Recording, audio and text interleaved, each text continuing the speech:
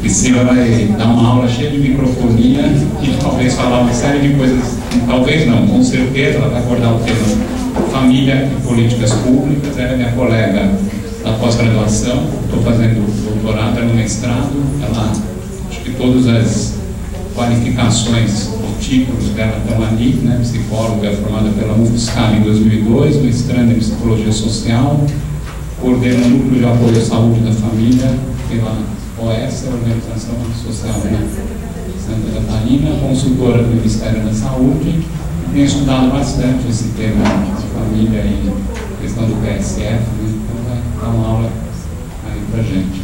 Vou passar a lista de presença, vou passar outra vez a lista de e-mail, acho que a gente não recebeu outra vez. Até o final do curso a lista fica correta. Aqui, Daniel. Tá. Passa todas as listas aqui. A sua palavra, Priscila.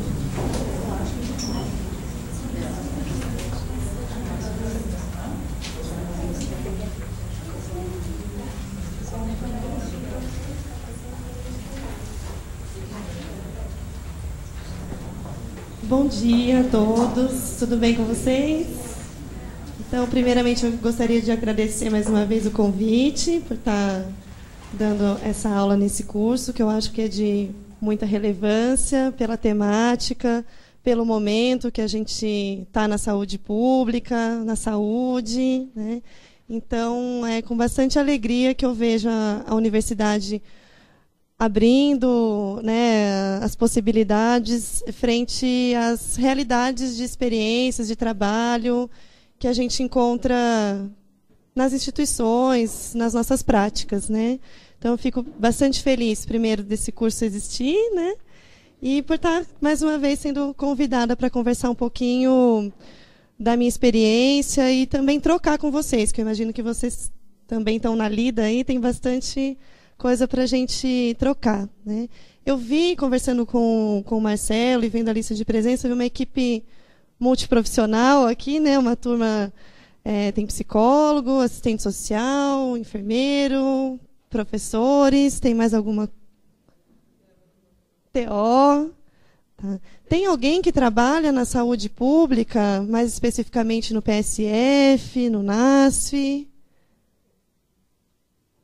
Em CAPS? CAPS tem mais. Tá. E todo mundo é daqui de São Paulo? Não? Os que são de fora são da onde? É de Rondônia? Atibaia? Tá. Barueri? E o restante é daqui. Tá. Bom, como o Marcelo já me apresentou brevemente, eu vou, né, só reforçar, eu sou psicóloga, né, de formação, formada pela Universidade Federal de São Carlos, na turma de 2002. Atualmente faço mestrado aqui na Psicologia Social, professora Belinda, minha orientadora. Meu tema de estudo é o PSF, as representações sociais sobre família e saúde mental que os profissionais do PSF têm, né? Eu estou na reta final aí, coleta de dados do trabalho. Também atuo como coordenadora de NASF na região sul aqui do município de São Paulo. Aqui em São Paulo, a saúde pública é feita pelas organizações sociais. Então, a organização social que eu sou contratada é a Associação Congregação de Santa Catarina, que faz a gestão dos serviços públicos de saúde na região de Cidade Ademar, Capela do Socorro, Pedreira, Interlagos, né? E lá eu coordeno os NASFs e já estive na função de supervisão de saúde mental também, né, de CAPS, das equipes de matriciamento. E desenvolvo um trabalho pelo Ministério da Saúde que é bem bacana, que é de qualificação de equipes NASF para redução da mortalidade infantil no Norte e no Nordeste.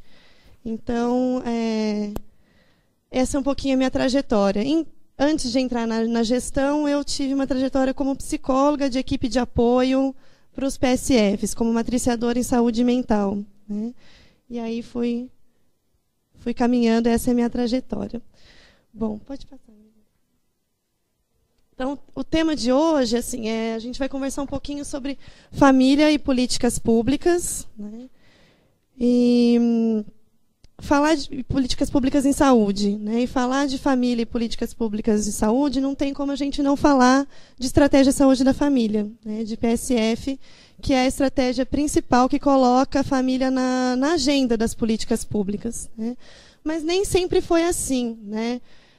A família não esteve sempre no cenário das políticas públicas, de atenção, das nossas políticas de Estado, né. Na década de 80, é que os programas de inserção da família ganharam força em função de diversos interesses. Por que eu trago isso aqui? Porque a gente precisa entender também um pouquinho o que está por trás de fomentos de políticas públicas. É uma série de interesses, uma conjuntura nacional, mundial, né, interesses políticos, financeiros, de assistência também, né. Então, é um processo que faz com que hoje a gente tenha atenção em saúde voltada para a saúde da família, né? Nem sempre foi assim. Então, existe um contexto que vai favorecendo a formação de políticas públicas, né? Então, o cenário de um mundo globalizado, o interesse na redução de custo dos serviços de saúde, as preocupações com a desagregação social, violência, a consolidação, né, do conceito de famílias de risco foram impulsionando a formação de políticas públicas em direção à família. E em 94 foi definido pela ONU o Ano Internacional da Família, que, coincidentemente ou não tão coincidentemente assim, em 94 também foi um marco brasileiro da oficialização da família como foco de cuidado na atenção básica, né? Então, em 94, se estabelece como política prioritária de saúde na atenção primária, na atenção básica, o PSF, né? E em 2006 é reafirmado. O que isso quer dizer, né? Isso quer dizer várias coisas. Quer dizer que o nosso país se posiciona, como é que ele vai fazer saúde pública e atenção primária para a nossa população, e ele se posiciona que ele vai trabalhar com foco na saúde da família, e a gente vai conversar um pouquinho mais o que é saúde da família mais para frente. Isso quer dizer também que, em termos de financiamento, se um município vai receber um recurso para abrir uma nova unidade básica de saúde, um posto de saúde, esse posto de saúde vai ser no modelo PSF, no modelo saúde da família. Então, isso tem implicações em vários campos, né? No campo da formação dos profissionais que até então não estavam preparados para trabalhar com saúde da família, para trabalhar em equipe multidisciplinar, para trabalhar no território. Isso tem implicação nos governos, né? Porque verbas federais vêm para os municípios para fazer, então, um novo jeito de saúde que as pessoas não estavam acostumadas a fazer.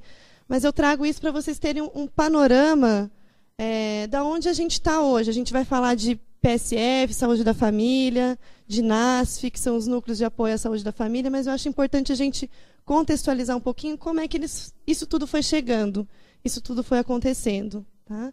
Então, em 94, é que se inicia essa forma, né?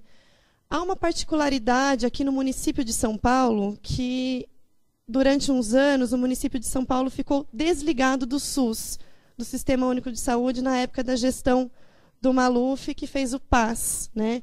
Então, por um tempo, o município de São Paulo se desligou do SUS e não trabalhou nessa lógica, né, na época de gestão do Maluf e seus sucessores, né? Então, São Paulo é um pouco, vamos dizer assim, atrasado em termos do tempo percorrido nas políticas do SUS, né? Pode passar. Bom, então, como eu disse, falar de família e políticas públicas de saúde, não tem como a gente fugir da estratégia de saúde da família. Já teve alguma aula, Belinda? Não, é a primeira, né? Então, eu trouxe um pouquinho para a gente entender. Claro que, né, o nosso tempo é curto, eu vou dar algumas pinceladas. Eu trouxe algum material de apoio, depois, para quem se interessar, a gente pode trocar conversas e textos para vocês se aprofundarem.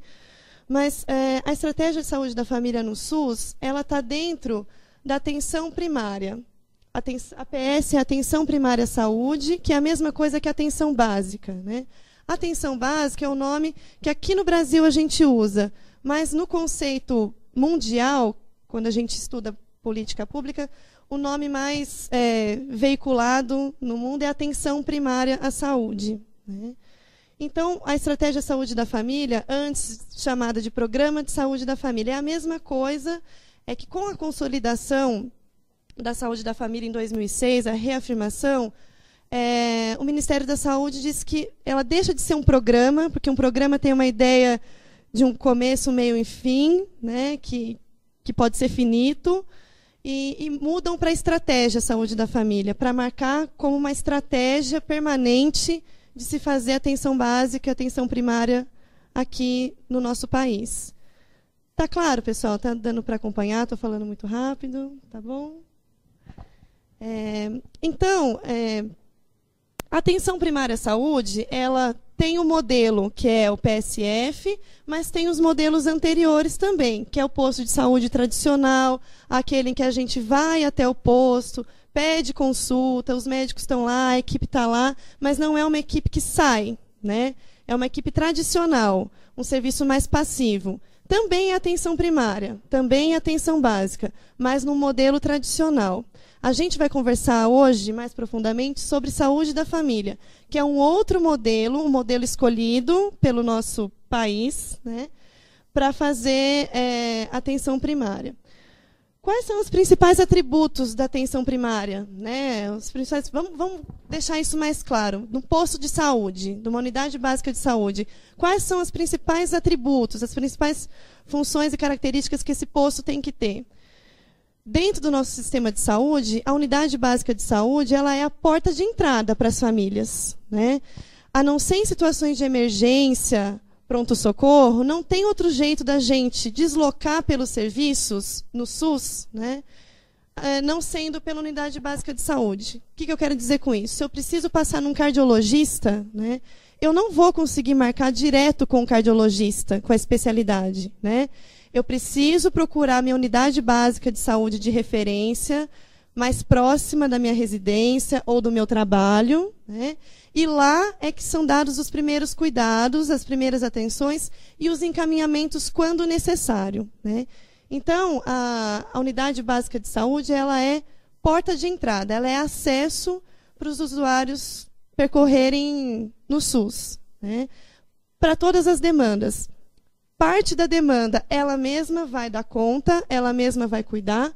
Parte da demanda, as demandas mais complexas, que precisam de serviços mais especializados, ela vai referenciar, ela vai encaminhar. Então, esse é o principal atributo, né? O primeiro principal atributo. Depois, a integralidade. A integralidade é pensar na família, no paciente, no usuário, como um todo, em todas as suas necessidades.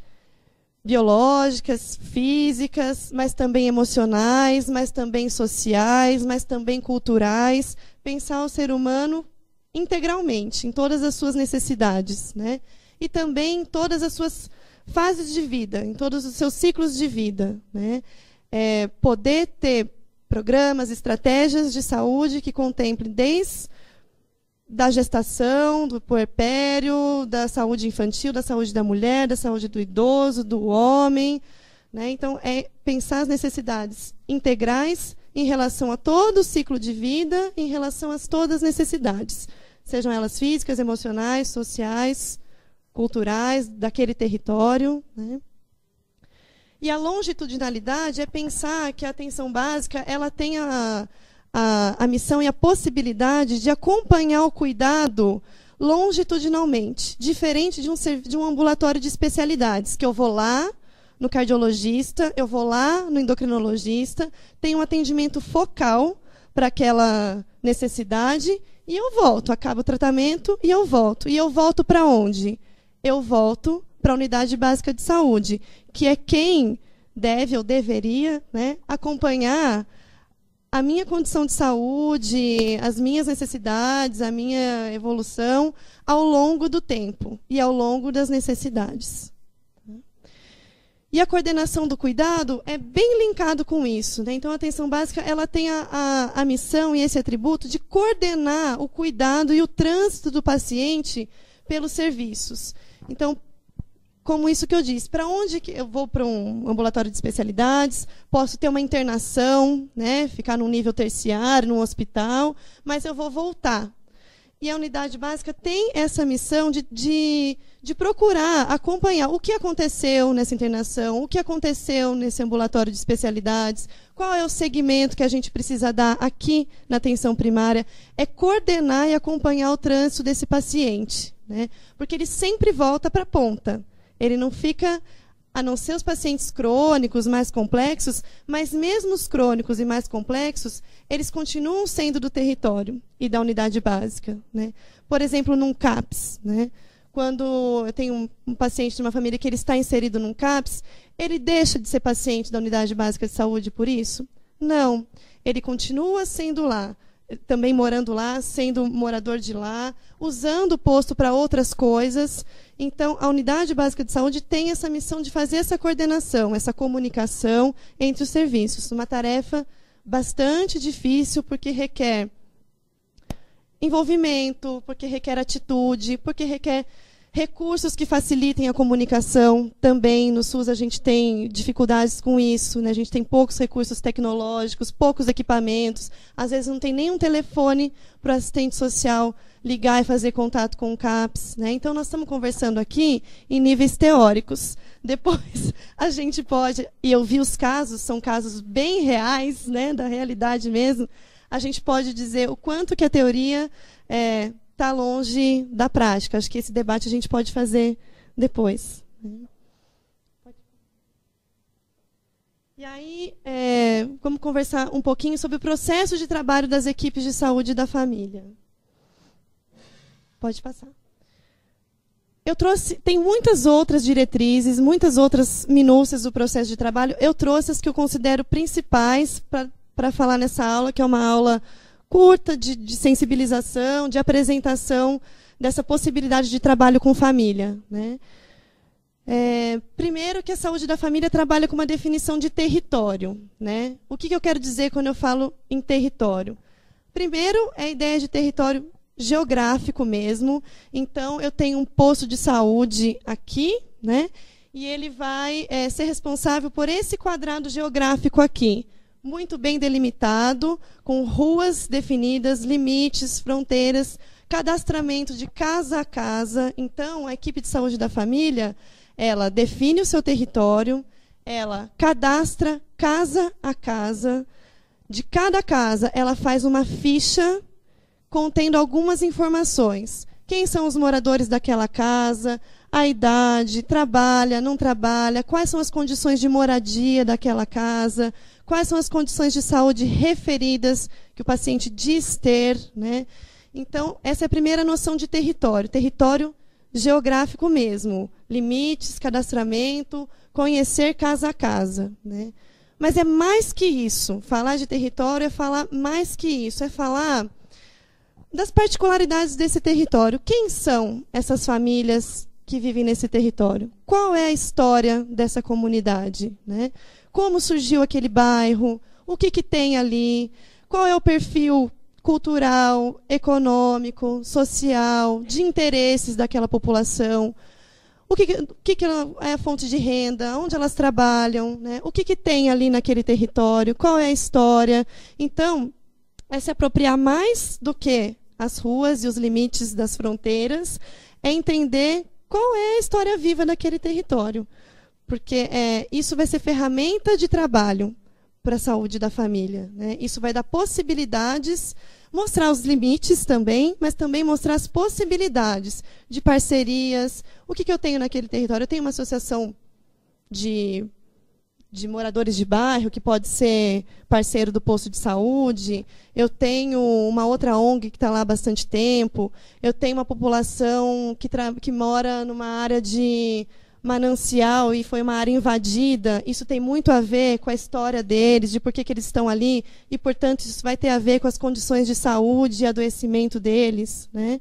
Então, é entender um pouquinho a história viva, cultural e de história mesmo, né, desse território. Tá?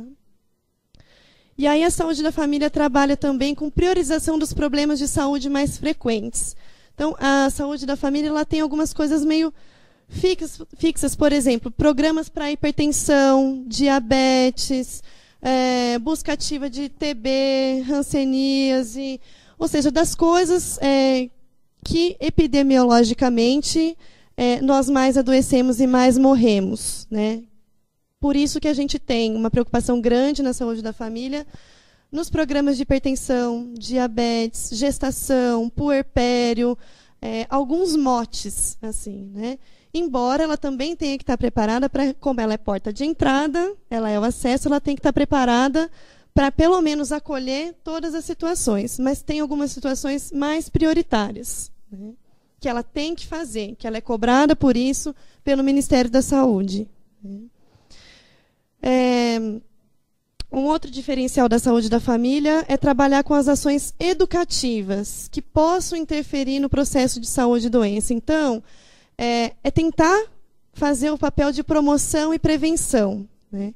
Embora a população esteja muito adoecida, né, e a gente faça muitas ações curativas, de reabilitação, de tratamento, de cuidado mesmo na atenção primária. Mas a sua grande vocação é trabalhar com promoção e prevenção.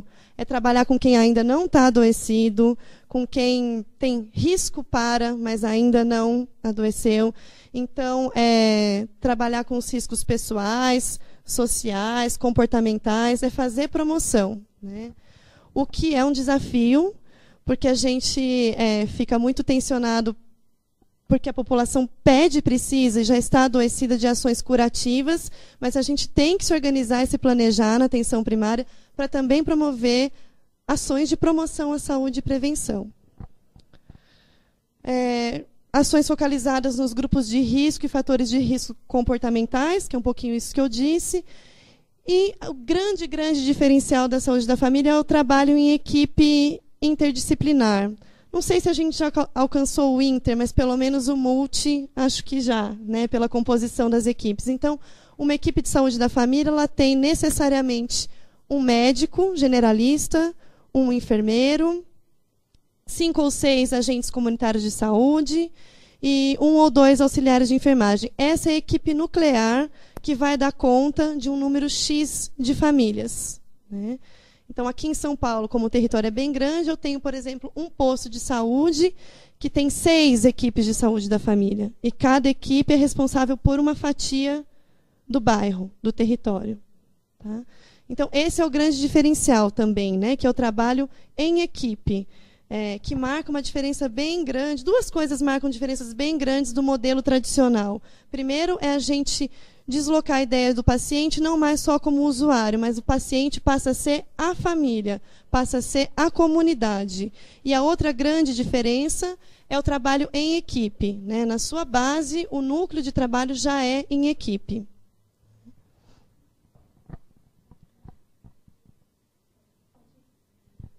Trouxe só para a gente ver historicamente a evolução nas áreas azul, mais claro e mais escuro, é a evolução da saúde da família no Brasil, né? Então, ela começou e ela é bem mais forte no Nordeste, né?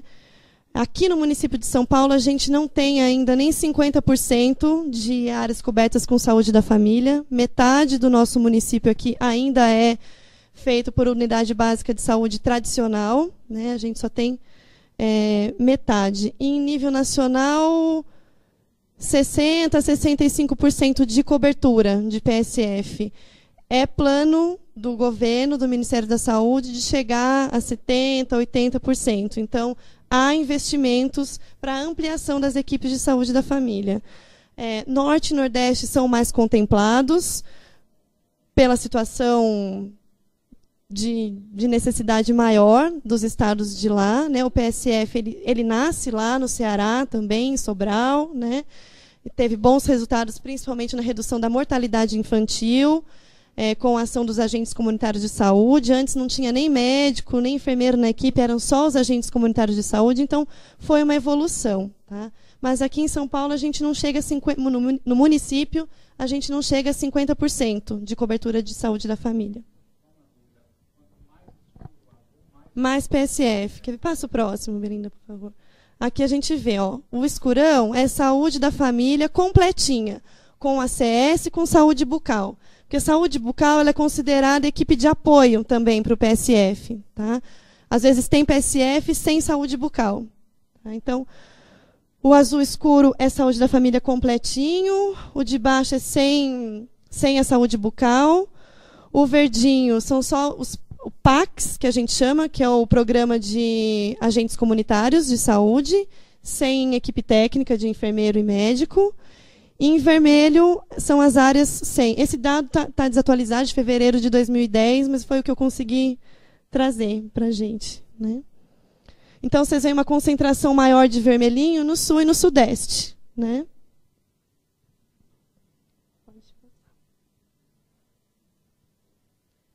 Bom, eu trouxe uma pincelada, né, sobre a saúde da família. Ficou claro? Alguém gostaria? Porque a gente vai avançar agora nas equipes de apoio à saúde da família. Né? Mas para a gente entender o NASF, que são os núcleos de apoio à saúde da família, eu precisava contextualizar o que é a saúde da família. Porque eles apoiam a saúde da família. Então, a gente tem que entender quem é que demanda esse apoio. Né? Ficou claro? Alguém gostaria de pontuar alguma coisa?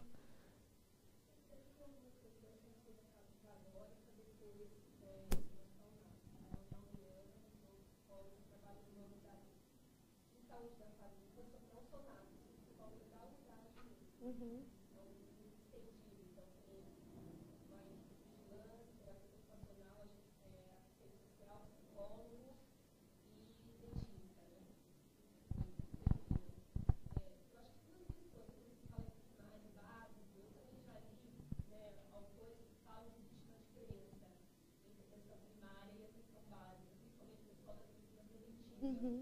Então, assim, o primário seria justamente por ser considerada a porta de entrada de um sistema, né, que tem nível primário, secundário e terciário. Então, por isso seria o primário. Uma coisa muito sutil, mas que na prática tem uma grande diferença em relação ao primário e ao básico. E o básico seria mais pensando na complexidade tecnológica. Então, também tem uma crítica, né, básico no sentido de uma baixa complexidade tecnológica, e que aí alguns autores falam de uma alta complexidade, baixa complexidade tecnológica, mas com alta complexidade relacional. Isso. Então, a crítica que tem, que às vezes parece bem sutil, né, mas que na prática ela tem uma diferença bastante importante. Você está corretíssima. Né? Eu não quis entrar nesses pormenores, mas acho que são diferenças sutis que marcam algumas coisas importantes. Você está corretíssima. Inclusive, né, atenção básica, como você disse, de básico mesmo não tem nada. Né? Ela é básica no sentido de estar na base. Né? Mas, e a gente fala que na atenção básica a gente trabalha com as tecnologias leves. Né? O que são as tecnologias, por exemplo, em oposição, o que são as tecnologias duras? Né?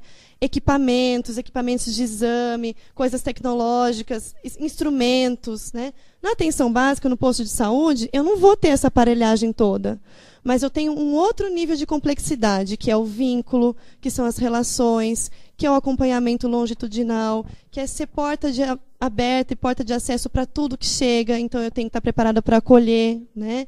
Então, isso é muito complexo. De básico, não tem nada. Né? Que é uma outra visão de tecnologia. Né? São as tecnologias leves, relacionais, de vínculos, né? De cuidado, de atenção, de manutenção desse cuidado. Né? Então, você está corretíssima, é isso mesmo.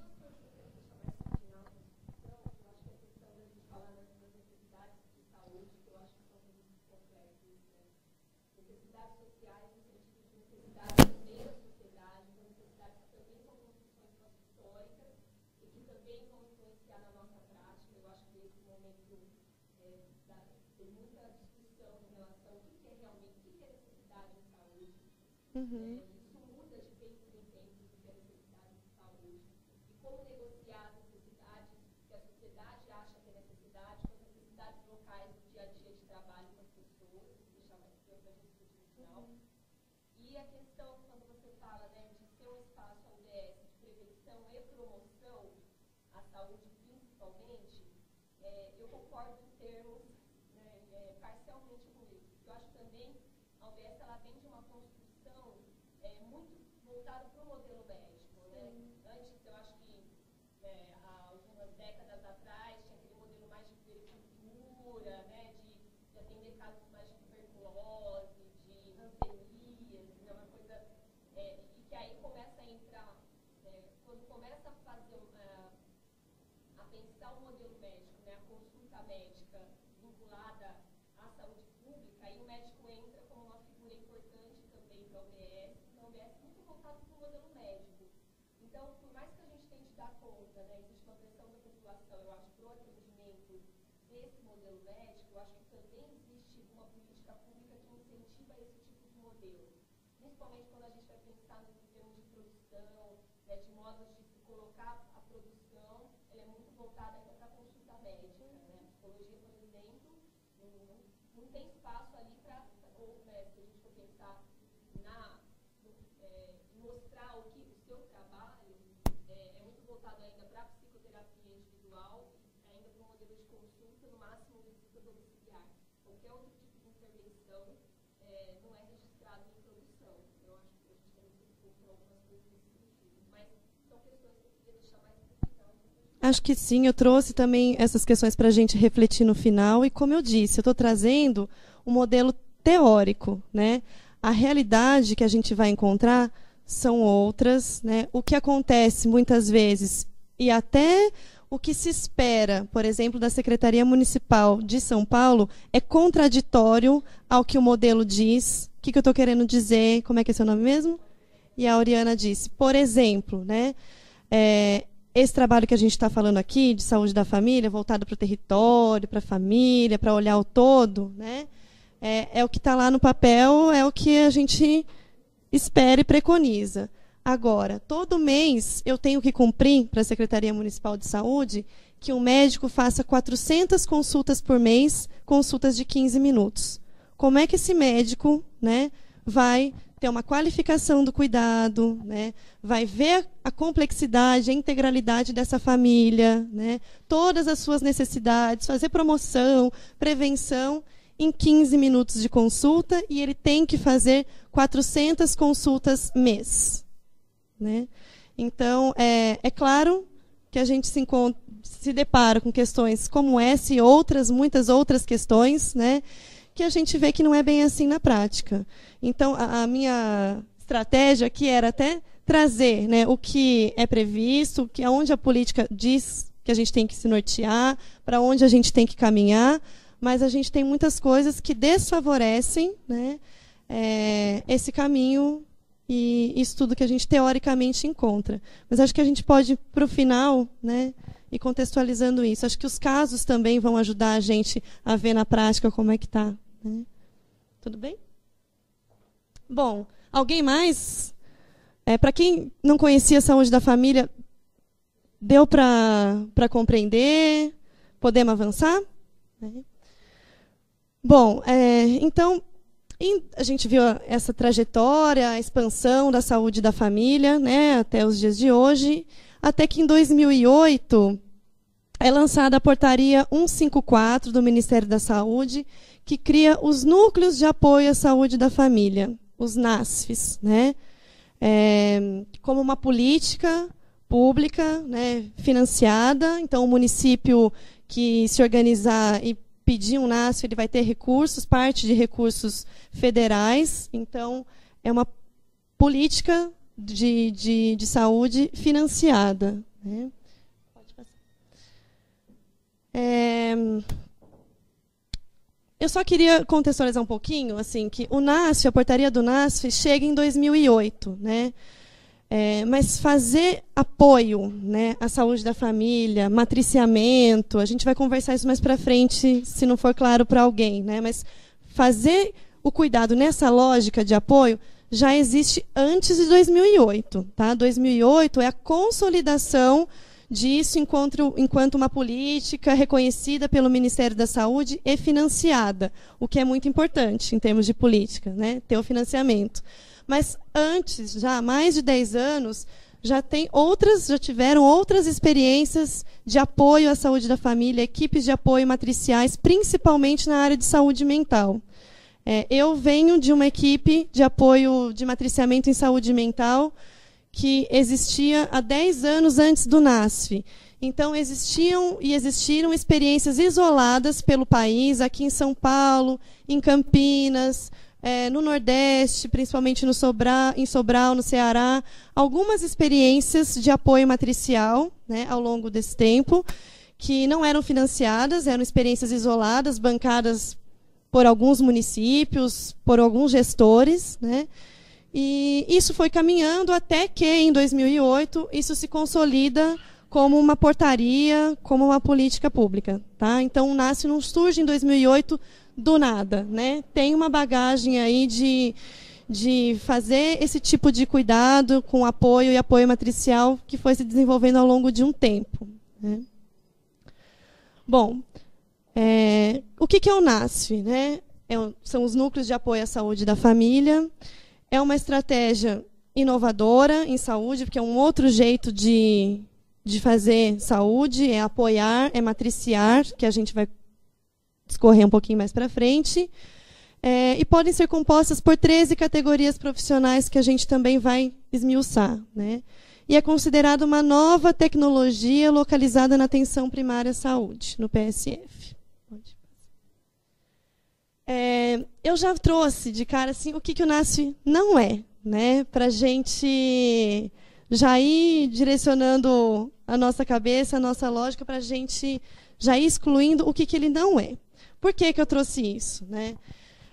Imagina um PSF desde 1994, lá com o médico, só com o médico, com a enfermeira, com a CS, com o auxiliar de enfermagem, tendo que dar conta dessa complexidade toda do território, em 15 minutos de consulta. Né? De repente, chega uma equipe NASF, com assistente social, psicólogo, fisioterapeuta, terapeuta ocupacional, fono, nutricionista, enfim, tem uma série são 13 categorias profissionais que eu vou mostrar adiante. Então, imagina a expectativa desta equipe Saúde da Família quando o NASF chega. E aí o NASF chega e fala: nós não vamos atender. Nós não somos porta de entrada, a gente não vai atender, a gente trabalha de outro jeito, nós vamos apoiar vocês, nós queremos discutir os casos. Foi primeiro uma expectativa muito grande e depois uma frustração absurda. Né? Muito maior que a expectativa, eu diria. Né? Foi muito frustrante.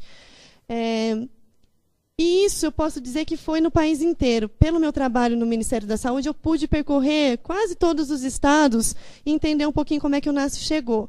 Eles chegaram desse jeito, sem preparação, sem sensibilização em relação à proposta. Eles chegaram porque o município viu aquilo, pediu o recurso, né? Não quer perder o recurso, chega, instala a equipe e depois vai pensar em como inserir essa equipe, como é que eu vou sensibilizar, depois vai pensar, entender como é que é o NASF, mas o que é isso, apoio, né? Não vai atender. Então, nós vamos conversar disso, mas eu já trouxe o que o NASF não é, para depois a gente ver o que ele é e o que ele pode fazer. Tá? Então, o NASF, né, não é uma equipe de referência para encaminhamentos. O NASF não é um centro de especialistas, um centro de especialidade. Né? Eles não são técnicos que vieram para trabalhar exclusivamente com a formação, com a capacitação dos profissionais de saúde da família. Tá? Eles não são supervisores de equipe, eles não têm um papel de supervisão, de gestão. Né? Eles não são portas de entrada do sistema para os usuários. Eles não compõem o nível secundário do Sistema Único de Saúde. Então, eles não são um ambulatório de especialidades. Eles estão na atenção primária. Eles estão aonde a saúde da família está. Né? E não é uma estratégia prioritária de atendimento individual. Ela também pode ocorrer, ela ocorre, mas não é a estratégia prioritária de atendimento individual. É pensar mais em estratégias coletivas e comunitárias, embora se faça muito atendimento individual, nós vamos conversar. Tá? Então, né, qual que é o objetivo do NASF? Na portaria, eu trouxe o que a portaria traz, depois a gente vai falar mais na realidade o que é mesmo na prática, no dia a dia. Na portaria do NASF, aquela portaria 154, diz que o NASF vem para ampliar a abrangência e o escopo das ações da atenção primária em saúde, bem como a sua resolutividade, apoiando a inserção da estratégia de saúde da família na rede de serviços e o processo de territorialização e regionalização a partir da atenção primária. É vago, né? Fala aí de apoio, fala de ajudar na inserção, mas e no miúdo, e no dia a dia, e no cotidiano, quais são as atividades, né? O que a gente faz no NASF, né? É o que a gente vai conversando. Só para ainda contextualizar o NASF pode ter 3 modalidades, né?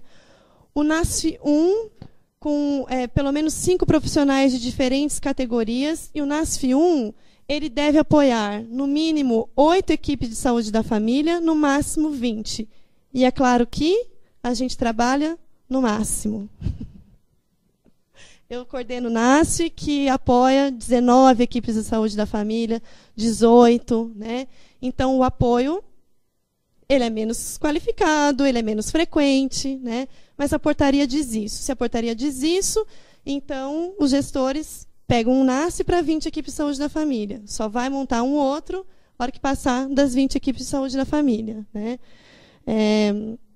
E hoje, com 2 anos e meio, aí, quase 3 de NASF rodando, a gente vê que 20 é muito. Né? Mas, enfim, é isso. Então, em São Paulo, a nossa realidade é de NASF 1, no município de São Paulo. Né? NASF 2 é para municípios menores, e eles contam com 3 profissionais de diferentes categorias, vinculando-se a 3 equipes de saúde da família. Então, um município menor, que no município mesmo só tem 3 equipes de saúde da família, então eu consigo financiar um NASF 2, que eu posso contratar 3 profissionais não médicos, tá, para o NASF. E o NASF 3, ele é o mais recente, tem poucos meses, ainda não existe nenhum NASF 3 cadastrado, mas é um NASF. Assim como o 2, o único diferencial dele é que pode ser contratado médicos. E por que foi feito esse adendo na portaria? Para municípios pequenos, principalmente Norte, Nordeste, sem rede de saúde mental, que aí o NASF 3 pode ter contratação de psiquiatra. É um desvio um pouco de dizer que está se fazendo alguma coisa em saúde mental nesses municípios que não tem CAPS, que não tem outra rede. Então, fala, o NASF 3 vai dar conta, porque o NASF 3 pode ter psiquiatra, psicólogo e TO. Então, essa equipe de apoio vai dar conta, né, das questões de transtorno, principalmente ainda transtornos de dependência química. O ano passado, esse ano, está o boom de investimento no combate às drogas, o crack, e foi nesse boom que o NASF 3 chegou, que é para possibilitar a entrada de um psiquiatra nessas equipes pequenas, em municípios menores, para dizer que tem alguma política de saúde mental. O bastidor é esse. Assim.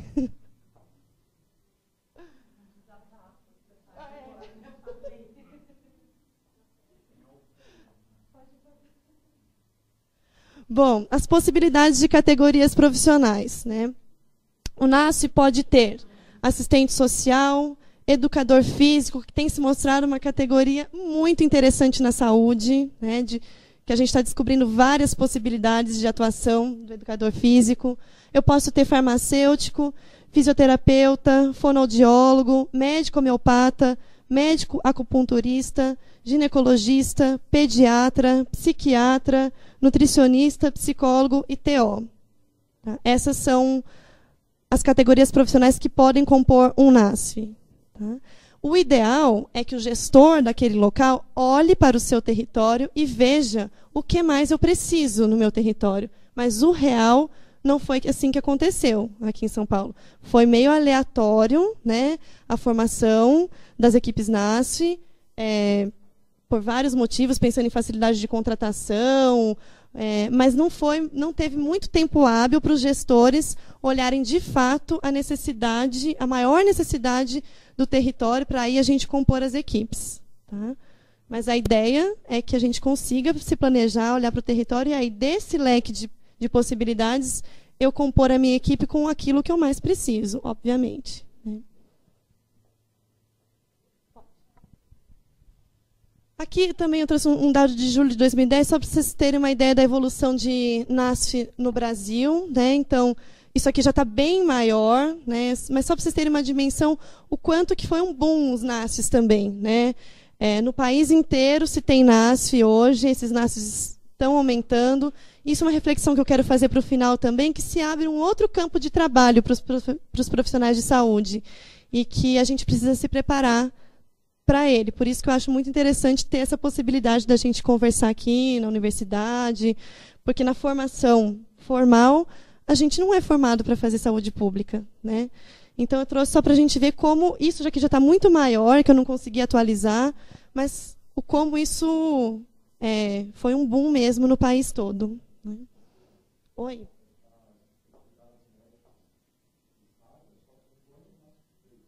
Não. Compõe o NASF 5, o NASF 1, que tem no mínimo 5 profissionais, pode ter qualquer categoria, inclusive os médicos.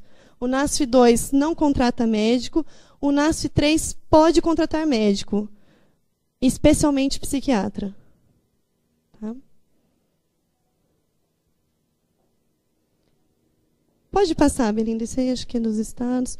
Aqui eu trouxe também as categorias profissionais no NASF, também de julho de 2010, para a gente ter uma ideia o que mais se contrata, né? A gente vê fisioterapeuta, nutricionista e psicólogo. Eu vou explicar por que fisioterapeuta tem mais também, porque para trabalhar no PSF precisa trabalhar 40 horas, e o conselho de fisio de TO permite só 30 horas de trabalho a jornada, né? E aí a gente tem que contratar uma dobradinha, 2 profissionais de 20 para compor as 40 horas. Por isso que tem mais profissionais, mas a carga horária é a mesma dos outros. Pode passar.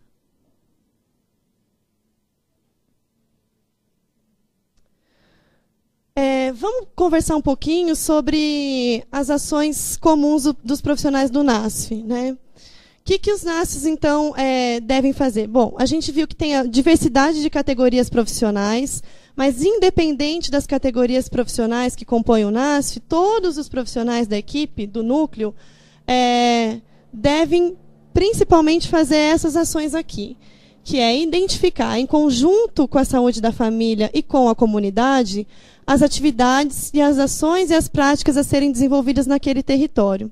Então, não é chegar um NASF lá, né, e fazer as coisas independentes. É sentar com aquela saúde da família, ver quais são as necessidades do território, quais são as necessidades de apoio daquela equipe, o que faz sentido para aquela comunidade, ou seja, planejar as ações antes de chegar fazendo qualquer coisa que talvez não seja o mais necessário, o mais aceito, né? Então, é identificar e planejar. Atuar de forma integrada e planejada, como eu disse, nas ações e atividades desenvolvidas. Desenvolver coletivamente ações que se integrem a outras políticas sociais. Então, o NASF vem para potencializar aquela questão da intersetorialidade. Já é preconizado que a saúde da família faça isso, né? Então, a intersetorialidade, saúde, educação, saúde, assistência social, lazer, cultura. Mas eles têm poucas pernas para fazer isso. O NASF vem também com um dos pilares do trabalho do NASF, é fazer, junto com a saúde da família, promover essa intersetorialidade. Por exemplo, chega numa unidade, tem uma escola ali do lado, e a escola manda, por dia, 15 encaminhamentos para avaliação médico-psicológica de criança que eles acham que são hiperativos, que têm problemas comportamentais, enfim, né? Já exigindo e taxando como uma necessidade de terapia, de psicólogo. Então, o trabalho do NASF é ver essas questões, mas também é fazer uma ponte com essa escola, né? Então, o NASF pode e deve ir lá nessa escola, conversar com esses pedagogos, com esses coordenadores pedagógicos, com esses professores, entender com eles, na conversa com eles, o que eles estão achando que é problema psicológico, o que eles estão achando que é hiperatividade. Então, além de eu acolher as crianças, identificar, avaliar, também é fazer essa ação de extramuros mesmo, né? Então, eu vou na escola, eu vou na creche, eu vou tentar identificar, eu vou tentar capacitar. Aí a gente, fono, por exemplo, né? Tem uns casos que chegam, não adquiriu a linguagem ainda corretamente, mas, na verdade, aquela faixa etária ainda é normal que se espere que não tenha adquirido certo fonema. Então, é fazer essa ponte, né? Que a saúde da família, com aquelas 400 consultas, não consegue na escola ali do lado, né? O NASF, por enquanto, não tem metas ainda quantitativas. Eu digo por enquanto, porque eu acho que vai chegar o momento, né? Mas ele ainda consegue fazer esse trabalho mais extramuros. Um outro desafio grande que o NASF deve promover também é a participação dos usuários nas decisões, né? Então, é participar dos conselhos gestores. Toda unidade de saúde tem que ter um conselho gestor, né? Que é uma equipe representativa formada por usuários, profissionais e gestores, né? Isso é muito desvitalizado por vários motivos, porque eu acho que nem a gente, nem a população sabe ainda muito bem trabalhar as questões dos direitos, né? Do quanto eu posso, enquanto cidadão, intervir no que eu quero que tenha no meu posto de saúde, enquanto eu, como profissional, também acho que ele tem direito de dizer o que ele precisa. Então, eu acho que é uma coisa que a gente está aprendendo ainda, né? Caminhando. Mas o NASF vem para ajudar nisso também. E o NASF também vem para elaborar estratégias de comunicação, divulgação e sensibilização das atividades do NASF. Então, é divulgar o trabalho, né? Pode passar. Mas como que deve atuar, né, os profissionais do NASF? Como eu disse, o NASF ele não é porta de entrada. Então, lá no meu NASF tem fono, nutri, psicólogo, TO. O usuário, lá, o seu João, da casa 3, da rua tal, diz que precisa passar com a nutricionista, né, porque está engordando, tem uma questão importante, que não consegue emagrecer, vamos pensar assim, né? Ele não vai chegar na recepção do posto e marcar uma consulta com a nutricionista. Não é assim que o NASF trabalha, né? O NASF é porta de entrada para a equipe de saúde da família. O primeiro cliente do NASF é a saúde da família, é a equipe de saúde da família.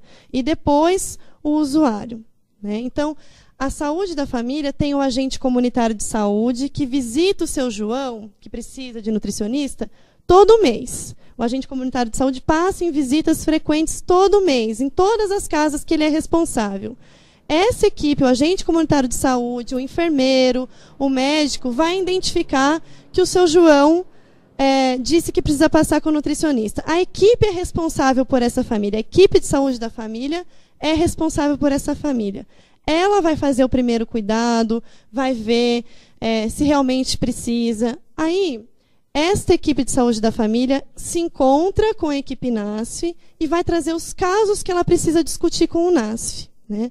O NASF vai discutir esses casos com a saúde da família, vai propor intervenções, vai fazer um projeto terapêutico, e aí, juntos, eles vão decidir o que fazer. Vamos marcar uma consulta? Vamos colocar o seu João no grupo da nutricionista aqui no posto? Ele precisa primeiro passar com uma consulta médica, porque ele está com os exames muito desatualizados, não vai adiantar passar com a nutricionista nesse momento. Enfim, só para ir dando uma cara para vocês da realidade, né? Então, quem traz os casos para o NASF é a equipe de saúde da família. Por quê? Porque a gente quer promover que a equipe de saúde da família possa se responsabilizar por outras situações que não só o diabetes, a hipertensão, outras situações que ela também tem que dar conta. Sozinha ela não consegue dar conta. Então, com a equipe do NASF, ela tem esse apoio, né? E a ideia é para romper com essa lógica de encaminhamento, né? Que até então a gente tem essa lógica de vou passar, vou mandar, vou encaminhar, vou referenciar para o nutricionista. E aí o médico não sabe o que o nutricionista vai fazer, qual foi a conduta, o que vai ter que fazer depois para dar esse segmento. Existe muito uma lógica de desresponsabilização, né? Eu passo a bola para o outro, o nutricionista vai enxergar que é uma questão emocional, vai passar para o psicólogo vai ver que, não, acho que eu não sei lidar com isso, acho que é uma questão que ele precisa tomar fluoxetina, porque está muito ansioso, come muito. Aí vai mandar para o psiquiatra, e aí o paciente fica nessa roda viva, e ninguém desenha um projeto terapêutico para esse paciente, integrado, né? Por isso que o NASF vem com essa lógica de apoio, de matriciar, né, e não ser porta de entrada direta. Então, a ideia é que os casos possam ser discutidos, possam ser vistos, atendidos em consultas conjuntas, em atendimentos, em grupos, que a gente vai ver mais para frente, mas que possa ser definido um plano terapêutico, um projeto terapêutico para aquela família, seja em saúde mental, seja em qualquer demanda que for que o NASF possa ajudar, com a lógica da corresponsabilização. Então, quando eu levo um caso para discutir com o NASF, eu não estou passando a bola para o NASF. Eu estou dividindo, eu estou pedindo apoio e a gente vai continuar acompanhando junto. O NASF, então, ele vê todas as famílias que a saúde da família vê? Que a saúde da família tem cadastrada? Não. A saúde da família vai priorizar os casos que ela precisa de ajuda, que ela precisa de apoio e que aí ela vai acionar o NASF. Tá? Tudo bem? Tá claro? Então, para isso, a gente precisa criar, não pode ser caótico, né? Assim, quando que eu vou conversar? Como é que a gente vai se encontrar? Se eu tenho equipe de NASF que roda 18, 19 equipes de saúde da família em 3 postos de saúde, né? O NASF geralmente é uma equipe volante, que se desloca. A gente precisa organizar, não pode ser caótico. Embora seja uma equipe de apoio volante, tem uma estrutura, tem uma organização, e onde a gente precisa, principalmente, criar espaços de discussão para a gestão do cuidado, né? Através de reuniões, atendimentos compartilhados, através de capacitações. Eu não falei uma coisa importante, que a saúde da família, para ela se organizar, ela faz reuniões de equipe, ou 1 hora por dia, ou 4 horas por semana, que é onde a própria equipe discute os seus casos e planeja, né, as suas ações. O NASF deve entrar nessa reunião de equipe ou criar um outro espaço formal, frequente, né, para não ter também aquela coisa de conversa de corredor, passar na hora do almoço um caso, né? A ideia é que a gente garanta, e aí precisa muito do papel do gestor, né? Não adianta, o NASF sozinho não consegue bancar isso. Eu preciso que os gestores entendam essa proposta e banquem esse espaço, né? Garantido, reservado na agenda de todos os profissionais. Então, vamos combinar que toda sexta-feira de manhã o NASF vai vir aqui na UBS Jardim das Flores para discutir os casos. As agendas desses profissionais têm que estar fechadas, né? Todos os profissionais têm que estar preparados para isso. A equipe de saúde da família já tem que ter uma ideia de que casos que eles precisam do apoio do NASF, né? Para nessa reunião eles pedirem o apoio que eles precisam. E aí eles vão discutir os casos e juntos traçar um plano terapêutico para aquela família, que aí pode ter uma diversidade de possibilidades de ações. Tá? Acho que eu já falei, tudo isso pode passar.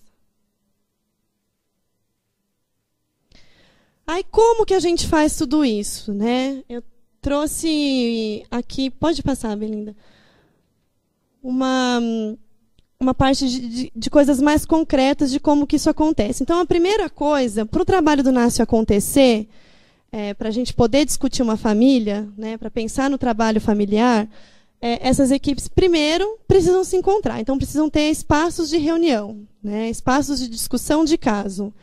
Sem discussão de caso, o NASF não vai fazer nada, porque ele não tem a agenda aberta lá na recepção, né, não é para ter. Então, se a equipe não se encontra com o NASF, não vai ter o que trabalhar. Então, essa é a primeira questão, né? Tendo isso, nessa discussão de caso, nessa reunião de matriciamento que a gente fala, nessa reunião de encontros das equipes de apoio, várias possibilidades de intervenção podem ser eleitas, né? Uma possibilidade que é bem preconizada pela estratégia do NASF são as ações clínicas compartilhadas, né? Que são intervenções interdisciplinares com trocas de saberes, capacitação e responsabilidades mútuas, gerando experiências para ambos os profissionais envolvidos. O que é isso? É fazer junto mesmo. Então, é o psiquiatra atender com o médico de família, atender com a enfermeira, é o nutricionista atender com o auxiliar de enfermagem. Mas que regra que eu uso para isso? Que fórmula? Que dupla que tem que atender junto? Eu não sei, é o caso que vai dizer. Eu me debruço para aquele caso, eu vejo as necessidades, eu discuti aquele caso, vou pensar numa proposta terapêutica e naquela proposta eu vou ver quem são os profissionais mais pertinentes para estar atendendo aquele caso naquele momento, né? Isso é dinâmico, que as famílias são dinâmicas. Hoje é uma necessidade de um assistente social e junto com um agente comunitário de saúde, porque a família está morando numa área de risco, mas depois eu posso identificar outra necessidade, né? Então, quem vai atender depende, é o caso que vai dizer. Sempre a gente tem que se orientar pelo caso e não o contrário, né? Isso acho que em todas as práticas, né? Não é a priori eu trabalho assim. Essa pessoa que atende. O caso me mostra, né, o que a gente precisa. E por que eu estou querendo, a gente prioriza as ações compartilhadas? Porque o NASF é uma equipe de apoio com uma missão também de, durante o ato, durante o trabalho, capacitar as equipes de saúde da família e vice-versa. Saúde da família também capacitar NASF, para ir aumentando cada vez mais a possibilidade de ação. Eu estou dizendo que o médico tem que virar psicólogo, tem que virar nutricionista, tem que virar fono, a enfermeira tem que virar nutricionista? Não. Existe um campo de saber que é comum aos profissionais da saúde e existem os núcleos de saberes. O núcleo, eu sou psicóloga, eu tenho um núcleo de saber que é meu. Você é TO. Tem um núcleo de saber que é só seu. Assistente social tem um núcleo de conhecimento que a gente estudou que é só do assistente social. Mas tem um campo de saber que é o da saúde coletiva, que é da promoção em saúde, um campo de pano de fundo que é comum, né? E eu, como psicóloga, posso orientar, por exemplo, uma enfermeira como fazer uma escuta, como lidar com alguém que, por exemplo, me diz que está com ideação suicida, tirar alguns mitos. Então, assim, não vou falar mais disso porque pode ser que ele se mate. A gente sabe que é o contrário, a gente tem que possibilitar que ele sim fale do que ele está pensando, da ideação dele, né? Então, é fazer essas capacitações em ato. Então, quando eu atendo com uma enfermeira, ela vê o que eu pergunto, o que eu preciso ver do ponto de vista da saúde mental. A nutricionista, atendendo junto com o médico vê também e vice-versa. Eu vejo também outras coisas que eu preciso ampliar o meu saber. A ideia é essa, é de ampliação de saberes, de trocas de experiência, visando cada vez mais a maior potencialidade das equipes, né? Reservando-se os núcleos específicos de saber, né? E uma outra opção pelas ações compartilhadas é para a gente favorecer a corresponsabilidade, né? Para que eu atendendo juntos a gente vai ver o que fazer, juntos a gente vai pensar em como conduzir esse caso, porque o caso sempre vai ser da equipe de saúde da família, a não ser que ele mude de área e vai para outro lugar, né? Então, ele está no CAPS, ele está passando num grupo da nutricionista, ele, sei lá, participa de alguma outra atividade com outro profissional, mas ele sempre é um caso referenciado pela saúde da família. E essa equipe tem que estar por dentro e a par do que está acontecendo.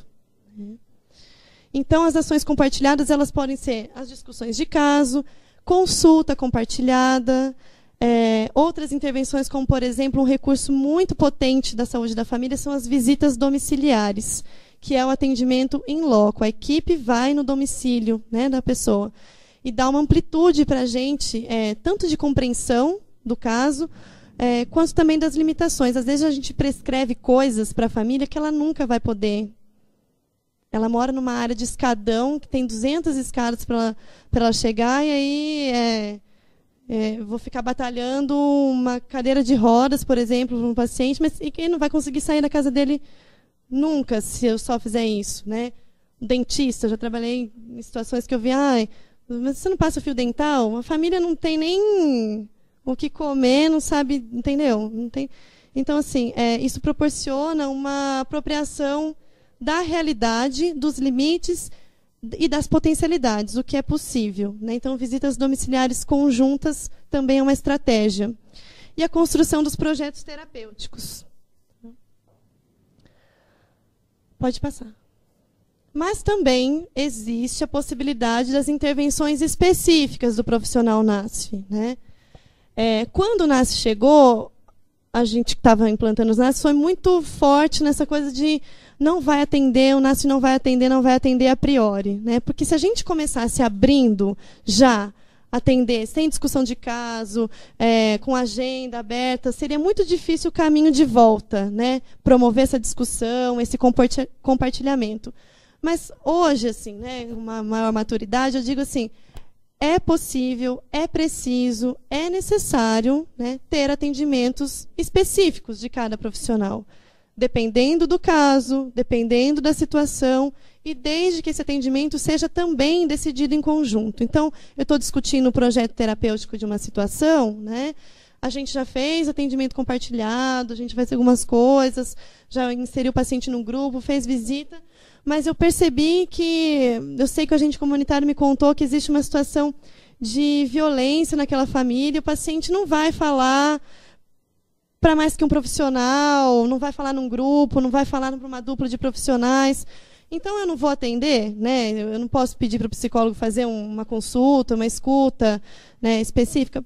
Posso. Um nutricionista, num caso mais específico, pacientes com alto risco cardiovascular, precisa de uma dieta especial, precisa de um programa especial de cuidados. Esses casos, sim, o NASF pode e deve atender, mas não de maneira isolada, conversada, combinada, e depois dou a devolutiva para a equipe de saúde da família, como é que foi o atendimento, o que estava sendo proposto para manutenção. Tá? Então, não gosto de trabalhar com essas coisas rígidas, pode tudo ou não pode nada. Né? É uma estratégia prioritariamente de apoio, de matriciamento, de estratégias coletivas e compartilhadas. Mas existe, sim, a possibilidade e a necessidade de alguns atendimentos específicos. Tá? Até quando o NASF chegou, teve uma piadinha que foi acontecendo, que o NASF é nunca atenderei a sua família. Né? Porque o NASF falava, não, a gente não pode atender, não vai atender, só se for com vocês. E aí virou motivo de piada aí, né? NASF nunca atenderei a sua família. Mas não é verdade, né? Eu acho que a gente pode e atende sim, mas dessa maneira. E dessa maneira que a gente não está muito acostumado, né? É difícil sentar, conversar, atender junto com o profissional. Quem que aprendeu aqui a fazer uma consulta junto? A gente fica persecutório, né? Assim, o que eu faço? O que o outro vai fazer? Que horas que eu falo? Mas ele está vendo a minha conduta, eu estou vendo a conduta dele. Será que é ético? Exatamente. Né? Tem todas essas questões que a gente está vivenciando na prática, mas é estranho. Ninguém sabe fazer isso. Isso demanda, como eu disse no começo, né, um esforço, né, da gente discutir os casos. Normalmente, os casos que as equipes trazem para o NASF são casos pepino, né? Aquelas famílias que já não sabem mais o que fazer. Uma complexidade social, além das condições de saúde também, muito grandes, que eles já não querem mais conversar, que eles já estão cansados de investir, que eles já estão se sentindo impotentes. Né? Então, assim, o grande desejo oculto lá, né, era passar a bola mesmo. E aí a gente vem e fala, não, a gente quer conversar, a gente quer ver junto com vocês o que a gente pode fazer, vamos discutir, vamos ir junto lá, eu posso fazer isso, mas também acho que você tem que fazer isso. É uma negociação. Né? E é difícil, as pessoas estão cansadas e resistentes a isso. Né? Pode passar. Então, existe a possibilidade de intervenção específica, né? E também as ações compartilhadas no território. Né? Além de olhar a família, o indivíduo que compõe aquela família, o seu José lá que precisa de nutricionista, mas eu também trabalho numa área, por exemplo, que a comunidade lida muito mal com o teu lixo. Né? O lixo é mal cuidado, não tem coleta de lixo, então eu ando pelas ruas, só tem lixo, tem uma unidade que eu trabalho, que eu coordeno, que é assim, teve um trabalho que foi desenvolvido. Então, a possibilidade de pensar em ações compartilhadas no território. O que a gente pode fazer com os limites da unidade de saúde, né? A gente não é onipotente para resolver tudo, mas o que a gente pode fazer com essa comunidade para melhorar o uso do lixo, né? O destino do lixo, o que eu posso fazer? Por exemplo, não sei, tem uma área muito violenta, o que a comunidade pode pensar numa cultura de paz ali, nas escolas, disseminando outras coisas que não só o cuidado em saúde, né, para a família ou para o usuário, mas também pensando na saúde daquela comunidade, daquele território, fazer projetos para o território. Essa é também uma frente de trabalho que o NASF pode apoiar e deve apoiar. Né? Pode passar, Belinda, por favor. E aí, assim,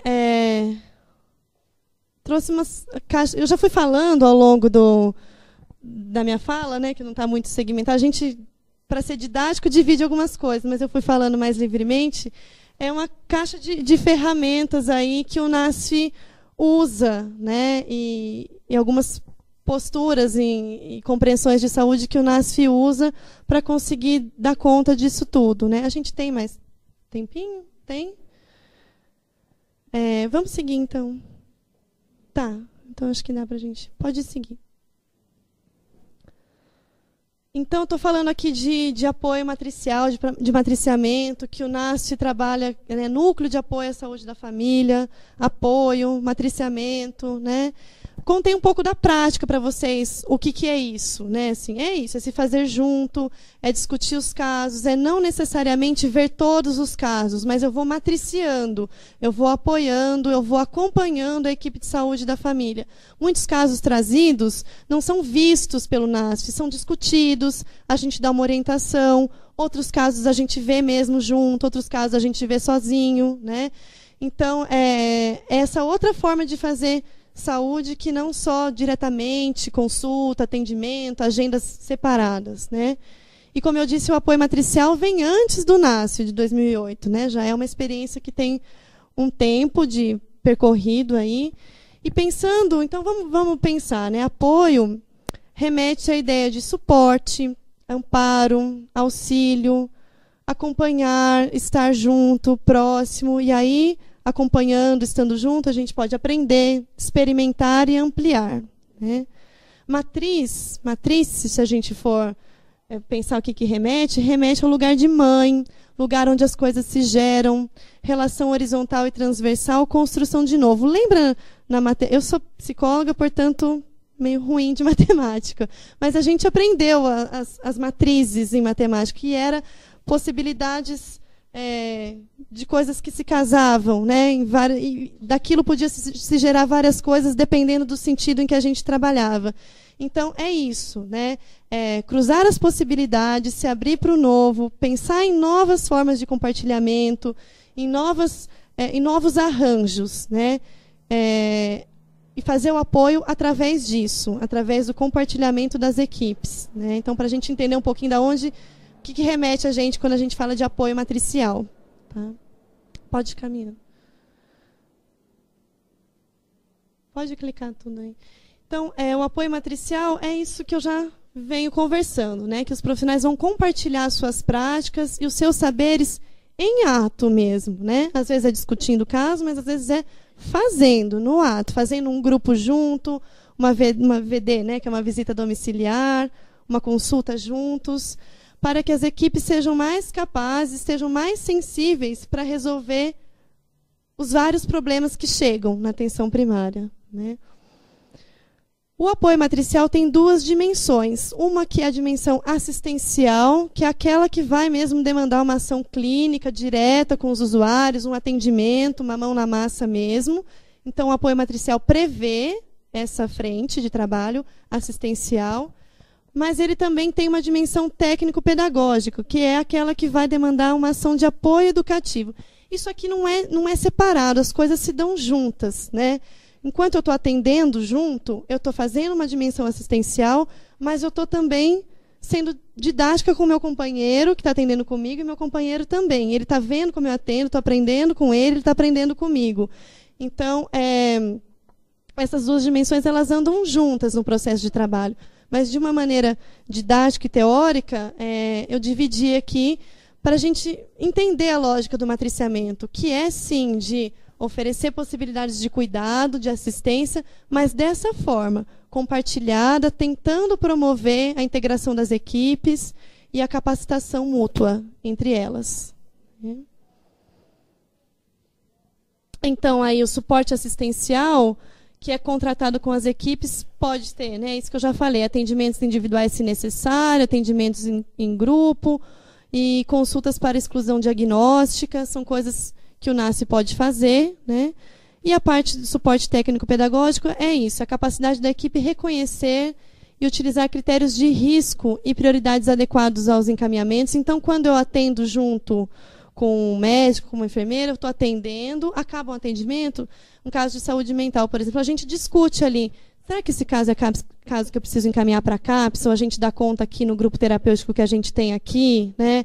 A partir do ato, do fazer, dos casos, a gente... E aí o NASF tem que ter uma postura ativa também, de ir discutindo essas coisas para além daquele caso que está ali na frente. Aquele caso é uma oportunidade para eu poder expandir a questão, né? Então, tem um caso de saúde mental que eu estou atendendo junto, a gente acaba o atendimento, vamos encaminhar para a CAPS? Não, acho que a gente precisa discutir, precisa de um apoio, acho que a gente dá conta aqui. Qualquer outra situação, é isso, é promover essa capacitação a partir do atendimento em conjunto e a partir daquele caso que chegou, né?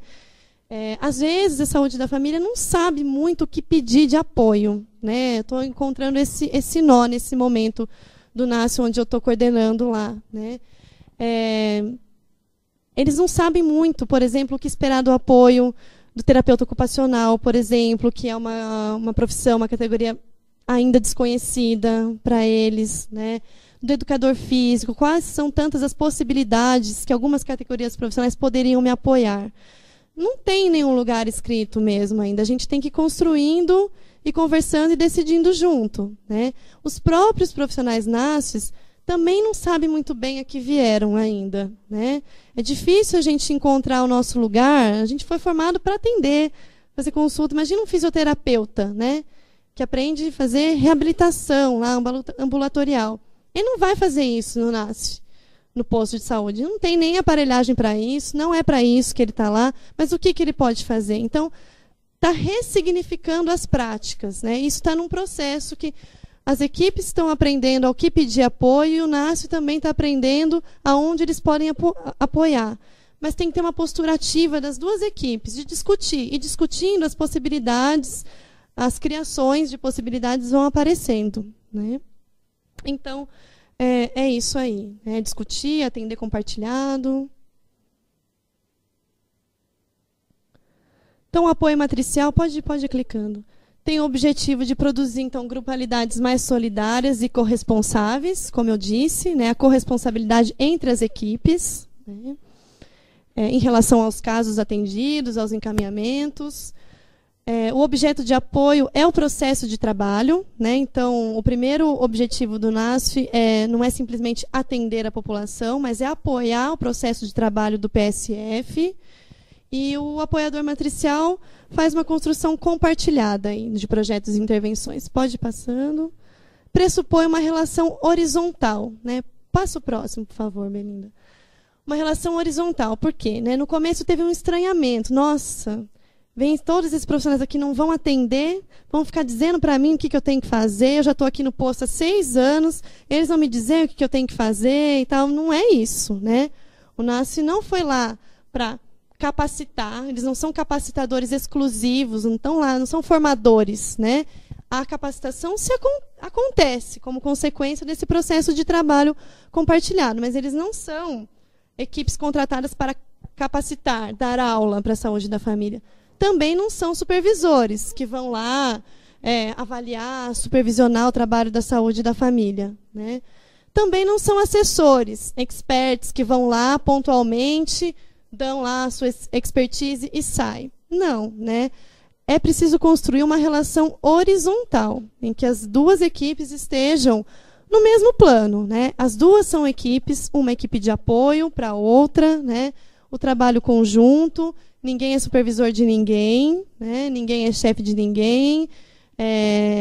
Um trabalho horizontal, dividido, compartilhado e discutido. E o que não é fácil, não é uma tarefa. Trabalhar em equipe não é fácil, trabalhar entre duas equipes é mais difícil ainda, né? Pode passar, acho que eu já falei bastante disso, também já falei. Aí eu trouxe um pouquinho da clínica ampliada, ela está aí então, o apoio matricial é uma ferramenta de como fazer NASF, de como fazer apoio, ok? Essa forma de trabalhar, né? Compartilhada, discutindo, fazendo e capacitando. A clínica ampliada é um outro ponto que, na verdade, eu vou até reformular esse slide, porque eu não acho que ela é uma ferramenta. Está aí na parte das ferramentas, mas não acho que ela é uma ferramenta. Eu acho que ela é uma postura, né?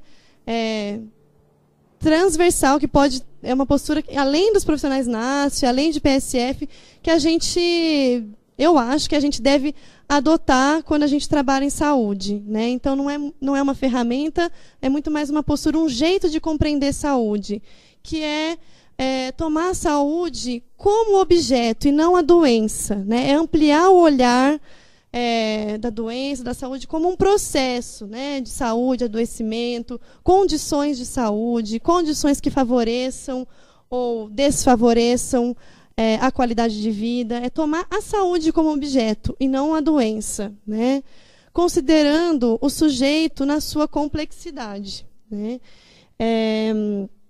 Então, eu vou levar em consideração o diagnóstico clínico, as necessidades médicas, biológicas, fisiológicas, mas eu preciso ampliar, né, o meu olhar enquanto profissional de saúde, que essa pessoa ela vive em algum lugar, né, num contexto, numa família. Quem é essa família? Como é essa casa? Como é esse território? Como é o trabalho dela? No que ela trabalha? Como não é o trabalho dela? O que ela não faz? Não está trabalhando há quanto tempo? Quais são as possibilidades de lazer dela, né? Quais são as suas necessidades emocionais, culturais, qual é a sua história? Então, é ampliar o olhar quando a gente trabalha com saúde. Então, clínica ampliada é uma postura de quando eu estou de frente com alguém, quando eu entro na casa de alguém, eu olhar mais do que aquela queixa-conduta, né? Estou com dor aqui, então toma isso aqui, toma um cataflã aqui, né? É ampliar, né? Olhar as relações, olhar a história, tudo de uma vez só. Claro que a gente não dá conta de fazer isso tudo de uma vez só, né? A saúde da família trabalha com a longitudinalidade, ter várias oportunidades de acompanhar essa família, de visitar, com todas as dificuldades que a gente já citou aqui, né? Mas a ideia é essa, ter uma postura que amplia a minha visão, né? Sair da questão queixa-conduta, só biológica, só da consulta médica, pensar em outras possibilidades e necessidades em saúde.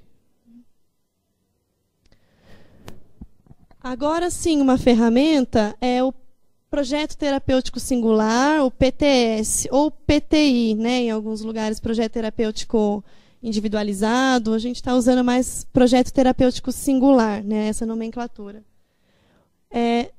O que é isso, né? Isso nada mais assim, eu tenho encontrado uma dificuldade das pessoas acharem que isso é uma coisa à parte, não sei fazer PTS, o que é fazer Projeto Terapêutico Singular.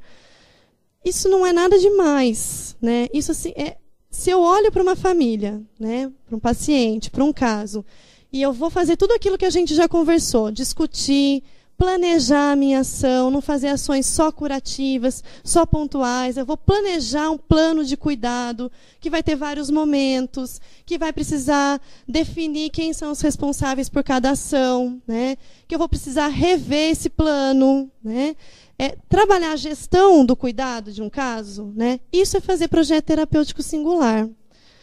E as pessoas, quando se deparam com esse nome, com uma nomenclatura, falam, nossa, mas nunca fiz isso, o que é isso, né?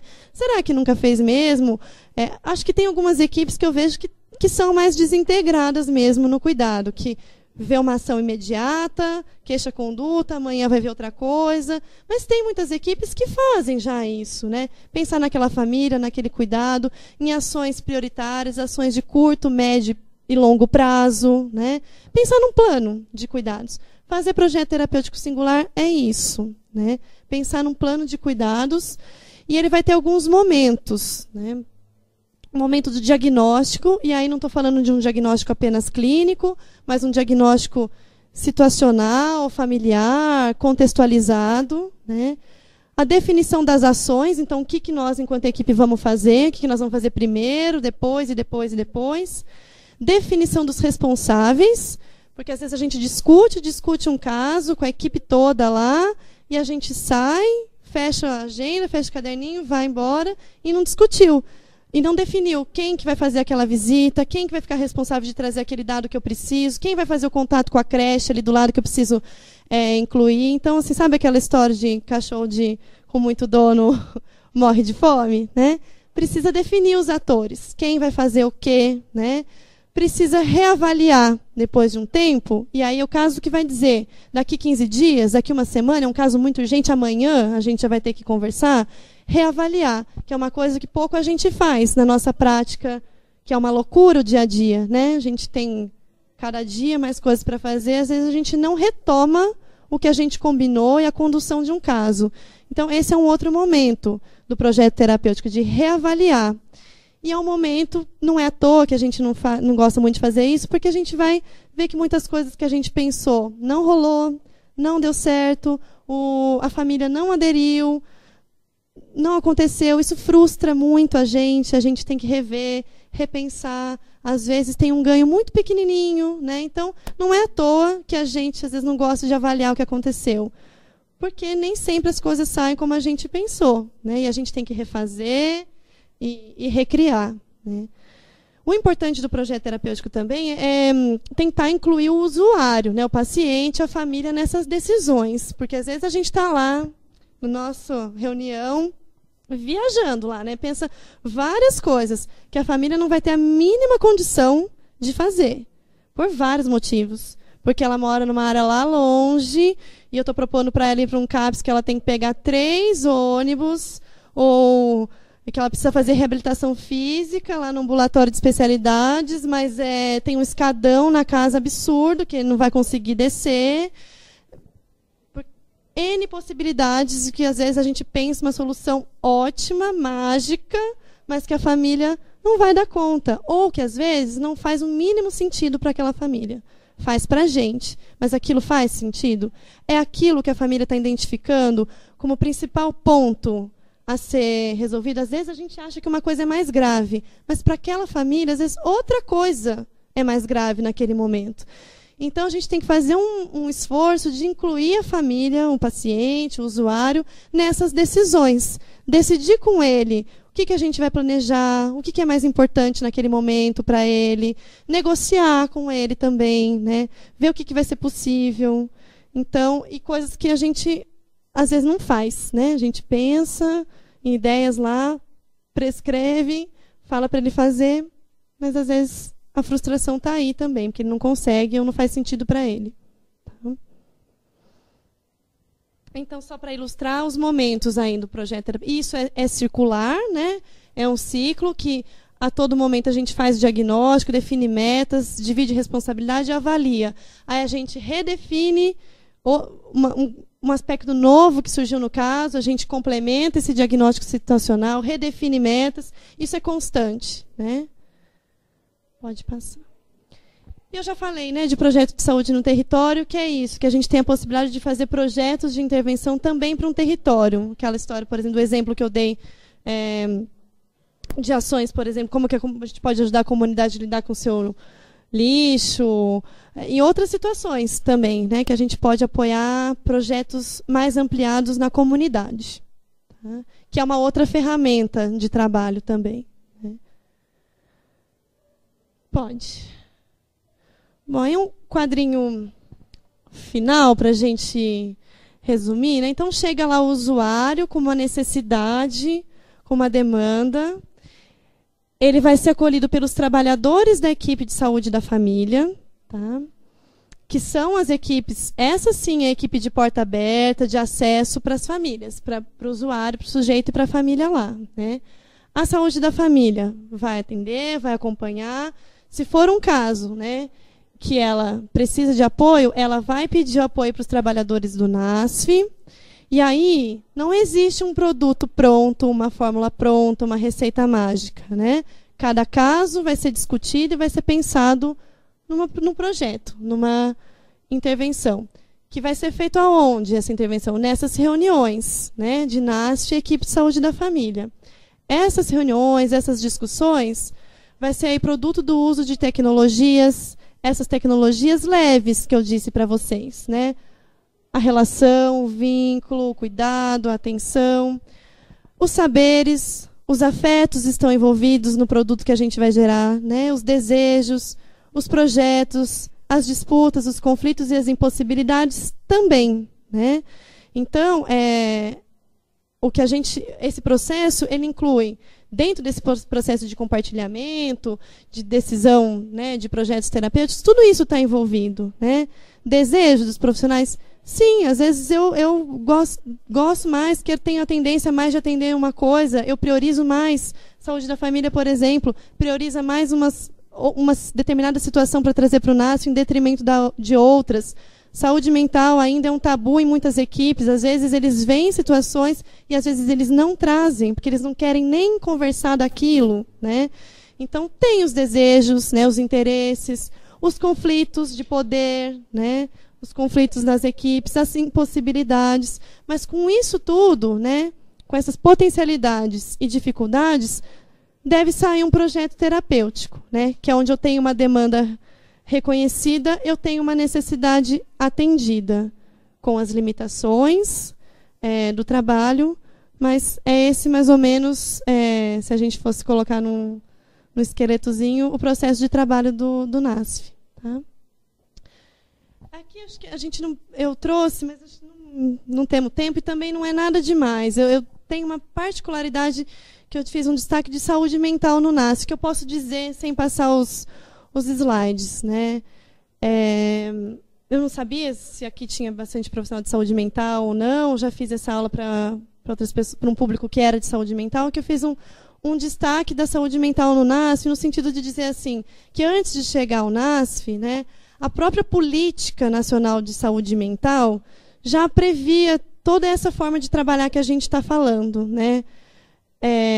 Trabalho conjunto, apoio, o trabalho no território, na comunidade, com toda a reforma psiquiátrica, né, que foi a deshospitalização, desinstitucionalização, né, dos pacientes e as formas substitutivas de cuidado. Essas formas substitutivas de cuidado, né, é muito a base do jeito que o NASF trabalha também.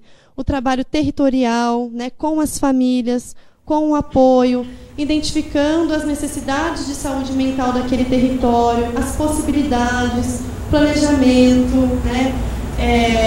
A identificação de possibilidades do que eu dou conta no território, o que eu tenho que referenciar para CAPS, o que às vezes eu ainda tenho que referenciar para internação, né?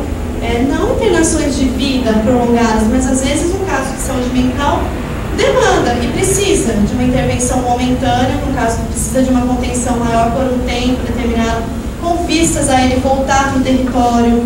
Então, assim, a saúde mental já trabalhava há mais tempo na própria política de saúde mental com esses conceitos que o NASF emprestou, na verdade, né?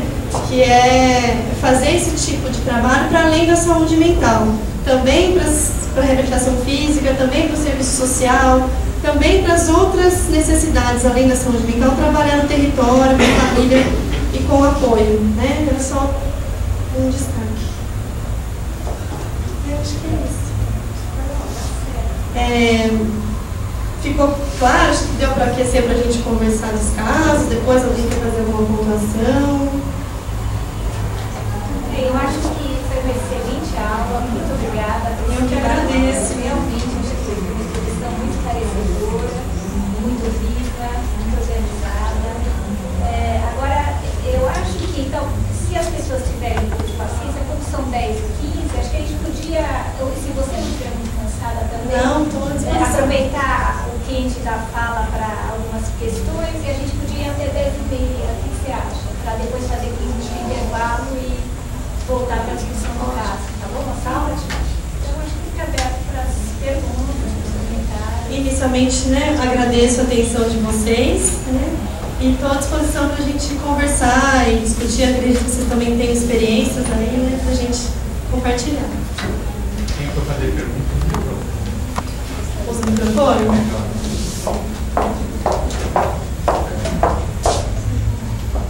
Meu nome é Valéria, eu trabalho no Centro de Convivência, né, na Prefeitura.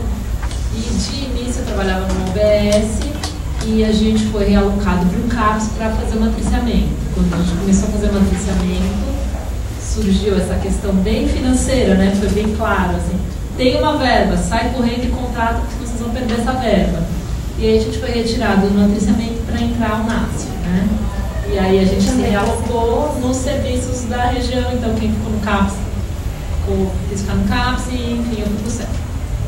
E eu fiquei com muita curiosidade de saber como que ia se desenvolver esse novo projeto de trabalho, né? E como que se dá os grupos, enfim, mais específico da minha área, né? Que eu sou psicóloga. Como que se dá, qual que é o projeto de atendimento para essa demanda dentro do NASF? Já tem esse projeto, né? E que modelo, enfim, o que vocês estão fazendo agora no momento? Eu gostaria de saber. Alguém tem alguma questão similar para compartilhar? A gente podia fazer umas 2, 3 questões, aí eu tento resumir, pode ser? A minha tem a ver. Tem a ver? Daí a gente otimiza, né? Eu não trabalho na área de saúde, trabalho na área de educação, mas eu queria, assim, vamos dizer, o primeiro contato que eu tenho, assim, com essa forma de gerar o serviço de saúde, né? Eu achei daqui tem muitas coisas, assim, bem interessantes, mas, assim, do seu ponto de vista, esse tipo de ação, essa forma de modelo de agir, né, de política pública de saúde, ela amplia ou ela reduz o espaço do profissional de psicologia? Porque ele não está ali naquela primeira equipe, né, de acolhimento. Então, eu percebi que tem assim, um papel bem destacado, apesar de não estar assim, destacado na fala, do agente comunitário. Parece que amplia o papel do profissional não superior e reduz as especificidades. Eu não sei se eu entendi corretamente. Alguém mais? Vamos conversar um pouquinho. Acho que não tenho a pretensão de responder, né, assim, fechado. Conversar um pouquinho o que eu penso, o que vocês pensam também, né? Primeiro, assim, você perguntou das atribuições, na prática, como é que estão os projetos do psicólogo. Nessa área de saúde mental. Na área de saúde mental. Só contextualizando um pouquinho, eu acho que houve esse investimento na atenção primária, que né, das equipes de NASF, que vieram para fazer esse cuidado primário, esse apoio, né, em detrimento de um buraco, de um desinvestimento na atenção secundária, principalmente na saúde mental, né, e que fica um limbo aí, um buraco negro entre o que dá para fazer na atenção primária, que a ideia é fazer atenção primária, é acolher, fazer orientações, dar um suporte terapêutico até a página 2, né? Casos mais graves vão para o CAPS, né, que são insuficientes no município. Tem uma faixa intermediária, isso. O que é o CAPS e o que é isso. Essa faixa intermediária. Isso. Esta faixa intermediária, eu acho que é o desafio da reforma psiquiátrica brasileira, né? Eu acho que a gente tem que avançar, virar a página de só falar que tem que fechar o hospital e abrir CAPS, né? Tem ainda que abrir mais CAPS. Quantitativamente, eles são insuficientes. A minha realidade, eu tenho uma região de 600 mil habitantes e eu tenho um CAPS adulto, né? Eu teria que ter 2 ou 3. Né? Então, essa questão, claro, ainda tem que ter mais investimentos em quantidade de serviços abrindo. Mas eu tenho que avançar a discussão da reforma psiquiátrica também. Por quê? Porque eu tenho casos graves de transtornos psiquiátricos, graves, crônicos, os agudos, que eu preciso estar no CAPS. Eu tenho os casos leves, né, que eu dou conta com o grupo terapêutico na unidade, com o NASF, com o psicólogo, com o TO, fazendo esse acolhimento, esses grupos educativos de orientação, né? Mas eu tenho os casos intermediários, que não são os casos leves, que também, do jeito que o CAPS está hoje, do jeito que os CAPS estão hoje, também não se beneficiariam e não tem perfil para CAPS. Casos de psicoterapia, por exemplo, né? Aonde? Nesse momento existe um buraco na política de saúde mental brasileira, né? Assim, os poucos ambulatórios que existem não estão existindo mais, né? O NASF não vem para isso, mas aí se tensiona para que o NASF faça isso, mas ele não vem para isso, né? Precisava ter um investimento dos dois lados da história, né? Na atenção primária, para fazer promoção, prevenção e orientações que é possível fazer. Precisava ter um investimento de aumentar os CAPs e precisava ter um investimento nesses casos intermediários. Talvez, se tivéssemos mais CAPs, os CAPs poderiam também um pouco o seu perfil para também atender casos moderados. Mas hoje o que se tem é que até para os casos agudos, gravíssimos, os CAPs são insuficientes. A gente vai ver aqui no caso que eu vi que é um caso que estava na ponta da atenção primária, né? Tudo bem, tinha outras particularidades, não tinha CAPs no município e tal, mas era um caso, é seu o caso? Era um caso que era para estar no CAPs. A gente vê como a rede ainda tem mais buraco do que rede tecida, né? Então, assim, o que a gente faz? O posto, né? Que o Inácio faz. Dá para ficar também só no teórico do apoio da promoção? Também não dá, porque eu estou ali, tem uma necessidade no território, dos pacientes, das equipes.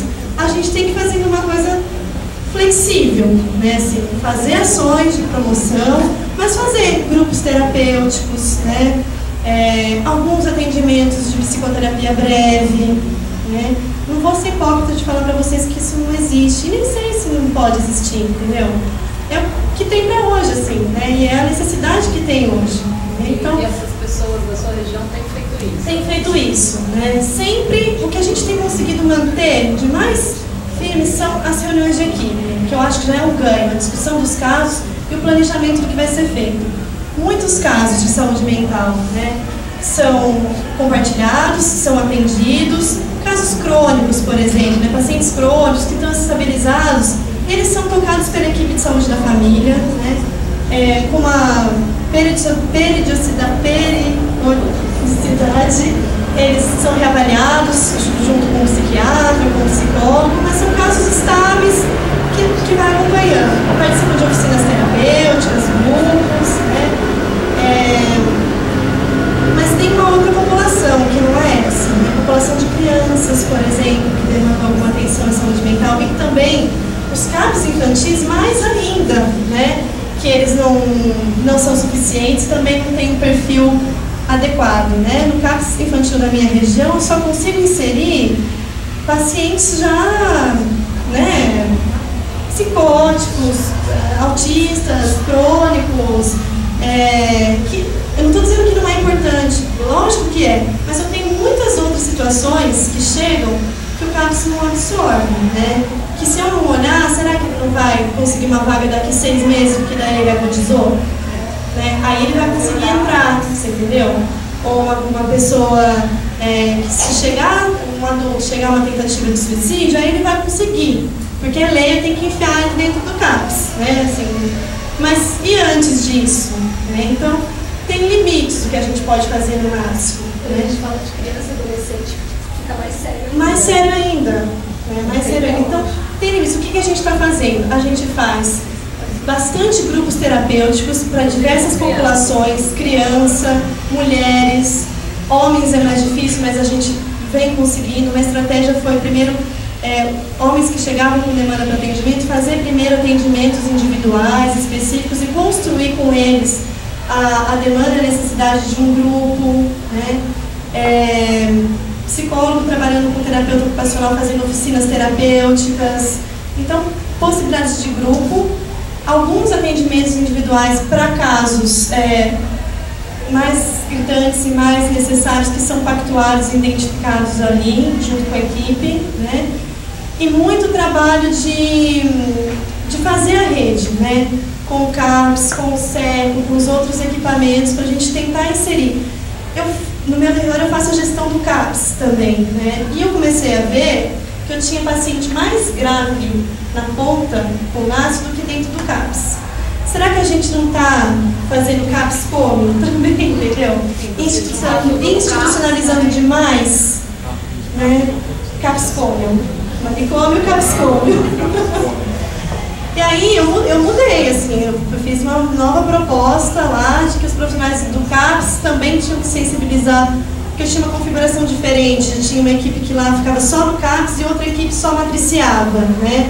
E aí eu estava vendo que tinha caso mais grave na ponta do que dentro do CAPS, né? Então, assim, a gente tem que fazer isso circular. Pacientes estáveis também tem que ser acompanhado no território, né? Na unidade, fazer um grupo, precisa ser um grupo de saúde mental? Coloca o paciente fazer um grupo de caminhada que tem na unidade toda manhã, né? Um grupo de convivência, o que se encaixar mais com o perfil do usuário, para a gente poder encaixar aquele agudo que está lá com a saúde da família, sem possibilidade de maiores ferramentas e a gente fazer essa troca, né? Então, assim, eu não sei se deu para responder, assim, tem limites, mas tem muita coisa que a gente pode fazer.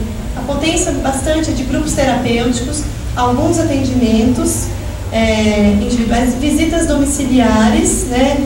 Mais para identificação de situações, de casos, às vezes o agente de comunitário de saúde traz uma situação de nossa, o filho ali da Dona Maria tá esquisito, mudou, não sai mais de casa, não vai mais na escola, e a mãe nem sabe, nem consegue problematizar isso, é o agente que traz. Então a gente marca uma visita não específica, não fala que vai ver isso, fala que vai conhecer a família, mas é um recurso potente para identificar. Então, eixos fortes, grupos terapêuticos, alguns atendimentos não são suficientes, né, os atendimentos específicos, e acho que teria que ter um outro lugar, uma outra equipe que pudesse fazer isso também. Eu penso que não no CAPS, porque senão de novo vai reduzir o lugar, né? É isso que eu falei, existe esse limbo, esse buraco. Né? Então teria que ser... E muito essa intersetorialidade, tentar formar essa rede, ligar os serviços, né? Que é papel nosso. Fazer isso com 20 equipes, né? Eu trabalhava no UBS e tentava fazer mais ou menos isso com 6 equipes, era muito difícil. Agora eu fico imaginando com 20. Não dá, né? De fato, né? Assim, Onde eu trabalho tem um facilitador, é que todos os serviços daquele sistema local de saúde estão sob a gestão da OS que eu trabalho. Então, assim, os fluxos são únicos, os gestores são os mesmos, tem uma linha de trabalho. Tem dificuldades também, tá, claro, mas tem algumas outras regiões que é uma coxa de retalho, assim, que a conversa fica mais difícil ainda. Que uma parte é uma OS, a unidade de saúde é uma OS, o NASF é outra OS, o CAPS é de gestão da prefeitura, o CAPS infantil é de outra OS, entendeu? Aí são muitos atores, muitos fluxos, a costura é mais difícil.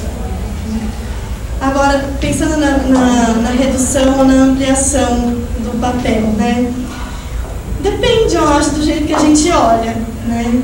Eu vejo como uma ampliação, assim, uma ampliação de possibilidades de atuação do psicólogo, dos profissionais em saúde, que não estão contemplados na equipe nuclear de saúde da família, né? Será que eles deveriam compor a equipe nuclear?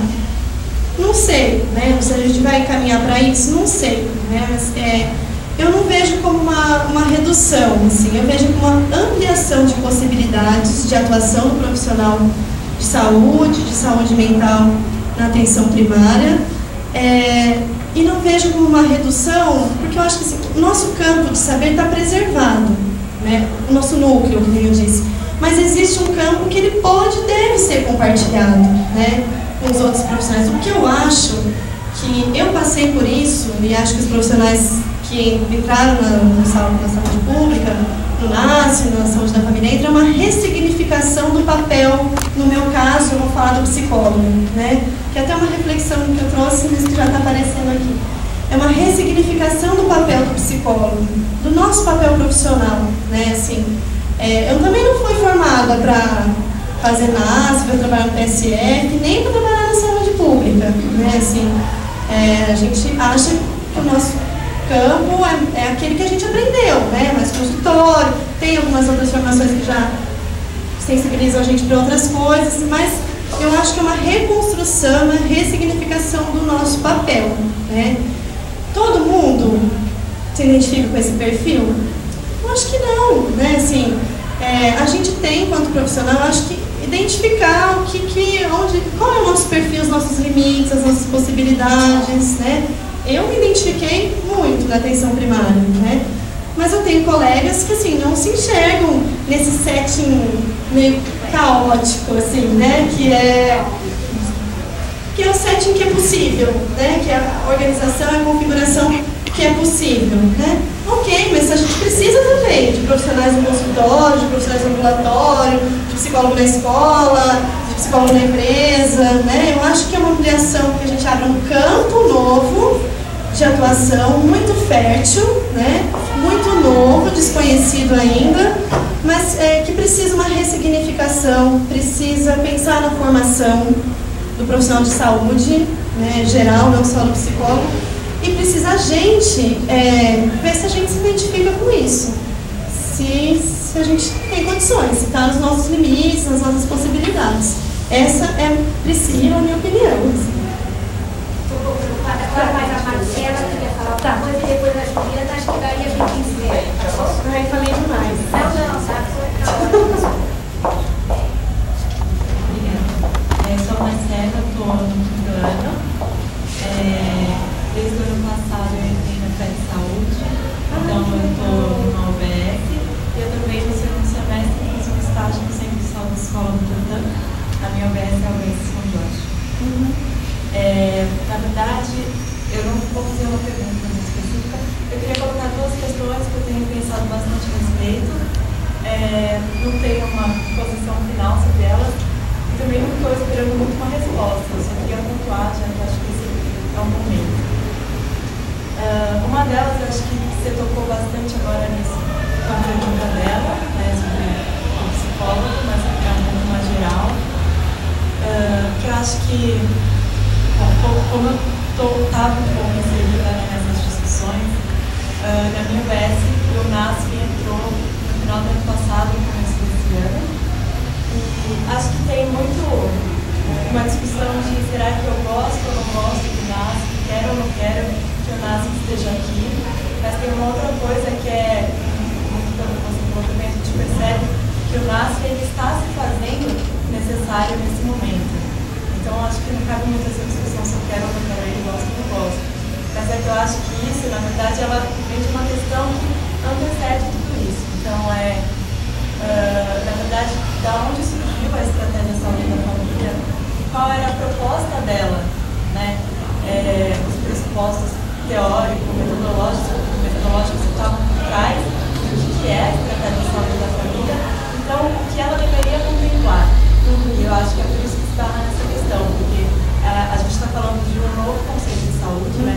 Que é não entender a saúde como aquilo que é oposto à doença, ou o tratamento das doenças, mas essa visão de prevenção, promoção, de contextualizar o território, as necessidades sociais do território, e aí as necessidades de saúde, que vão ter muito a ver com todas essas outras coisas que não são só questões médicas. E aí, quando você pensa nisso tudo, então, será que a estratégia da saúde não deveria discutir tudo isso? Não deveria, e acho que deve, em algum sentido, e faz isso em algum sentido.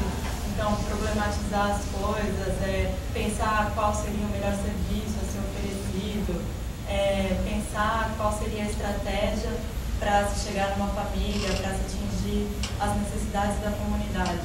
Aí eu acho que o NASF, acho que ele é muito polêmico justamente por causa disso, porque na verdade parece que ele vem suprir uma necessidade que já deveria estar suprida pela própria estratégia.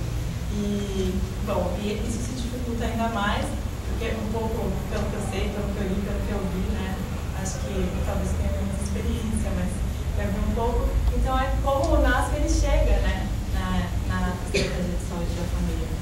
Então isso traz muito mais dificuldades, porque apesar dele não vir para atender a demanda de primeira, apesar de no papel a gente falar que o NASF ele vai ser integrador e não vai chegar falando ou fazendo, muitas vezes o que acontece é diferente, muitas vezes chega atendendo, muitas vezes o NASF, a equipe do NASF vem querendo dar aula e, enfim, acho que você tocou nisso, né? Então os profissionais, você juntou os profissionais para não perder aquela oportunidade e, na verdade, eles não foram inseridos, sensibilizados na questão da saúde pública.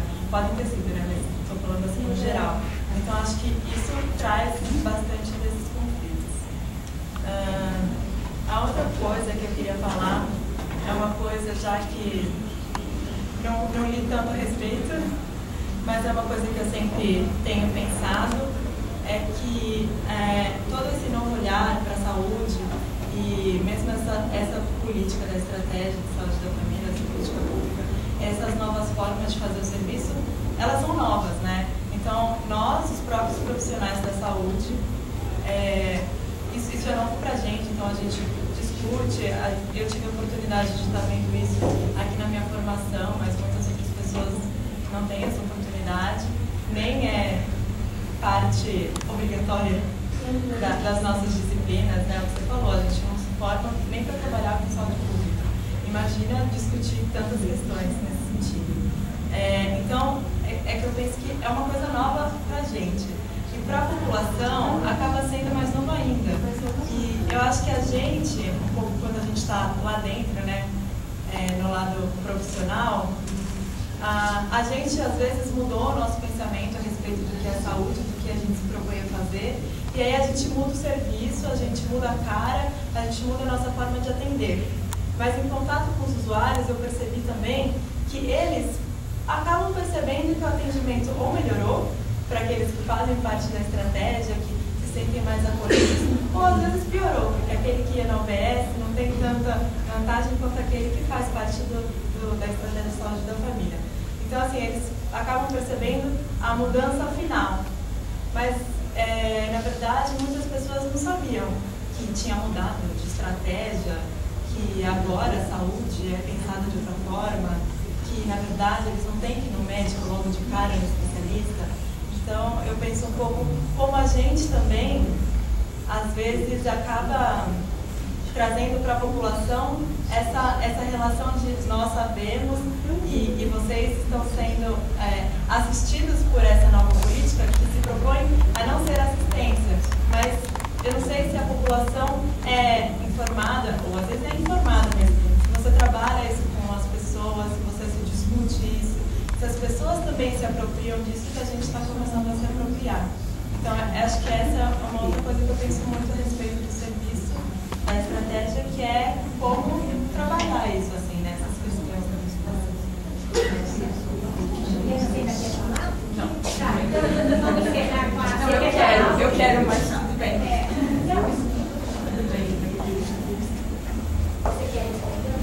Só um comentário que eu acho que eu concordo, tem os mesmos questionamentos que você trouxe, né? Eu acho que é um processo de mudança de paradigma, assim, né? De compreender um novo paradigma, de ver o que é saúde. Acho que a gente não está preparado, mesmo formado, para trabalhar assim. A população também requer e demanda outra coisa, né? Eles querem ainda... o que está interiorizado? Consulta, especialidade, sair com a receita do remedinho, sair com o pedido de exame, sair com alguma coisa concreta, ter passado pelo médico, pelo especialista, melhor ainda, né? Então, é um processo de transformação que a gente está vivendo, né, enquanto profissional e enquanto população também. Eles não são obrigados a saber mesmo que a gente trabalha com NASF, assim. O papel nosso, enquanto profissional de saúde, também é trabalhar com essa comunidade e explicar, né, como que a gente trabalha, eles vão vivenciar isso. Mas a gente está num processo de mudança e transformação mesmo, todos, né? Profissionais, gestores, unidades, a comunidade, a população, né? Eu tenho indícios de acreditar que isso é bom, que isso vale a pena, mas a gente vai vivenciar e vai ver. Nós estamos, os protagonistas dessa mudança somos nós, que estamos fazendo aqui. Daqui a um tempo a gente vai ver, né? O que foi, o que deu certo, o que não, ressignificando, né? Mas eu concordo com todos os seus questionamentos. Eles são presentes, são reais, eu tenho eles também. Acho que a gente pode fazer uma intervalinha. Muito mais, né? Acho que a Juliana vai... Tenta colocar a tua questão para a discussão do carro.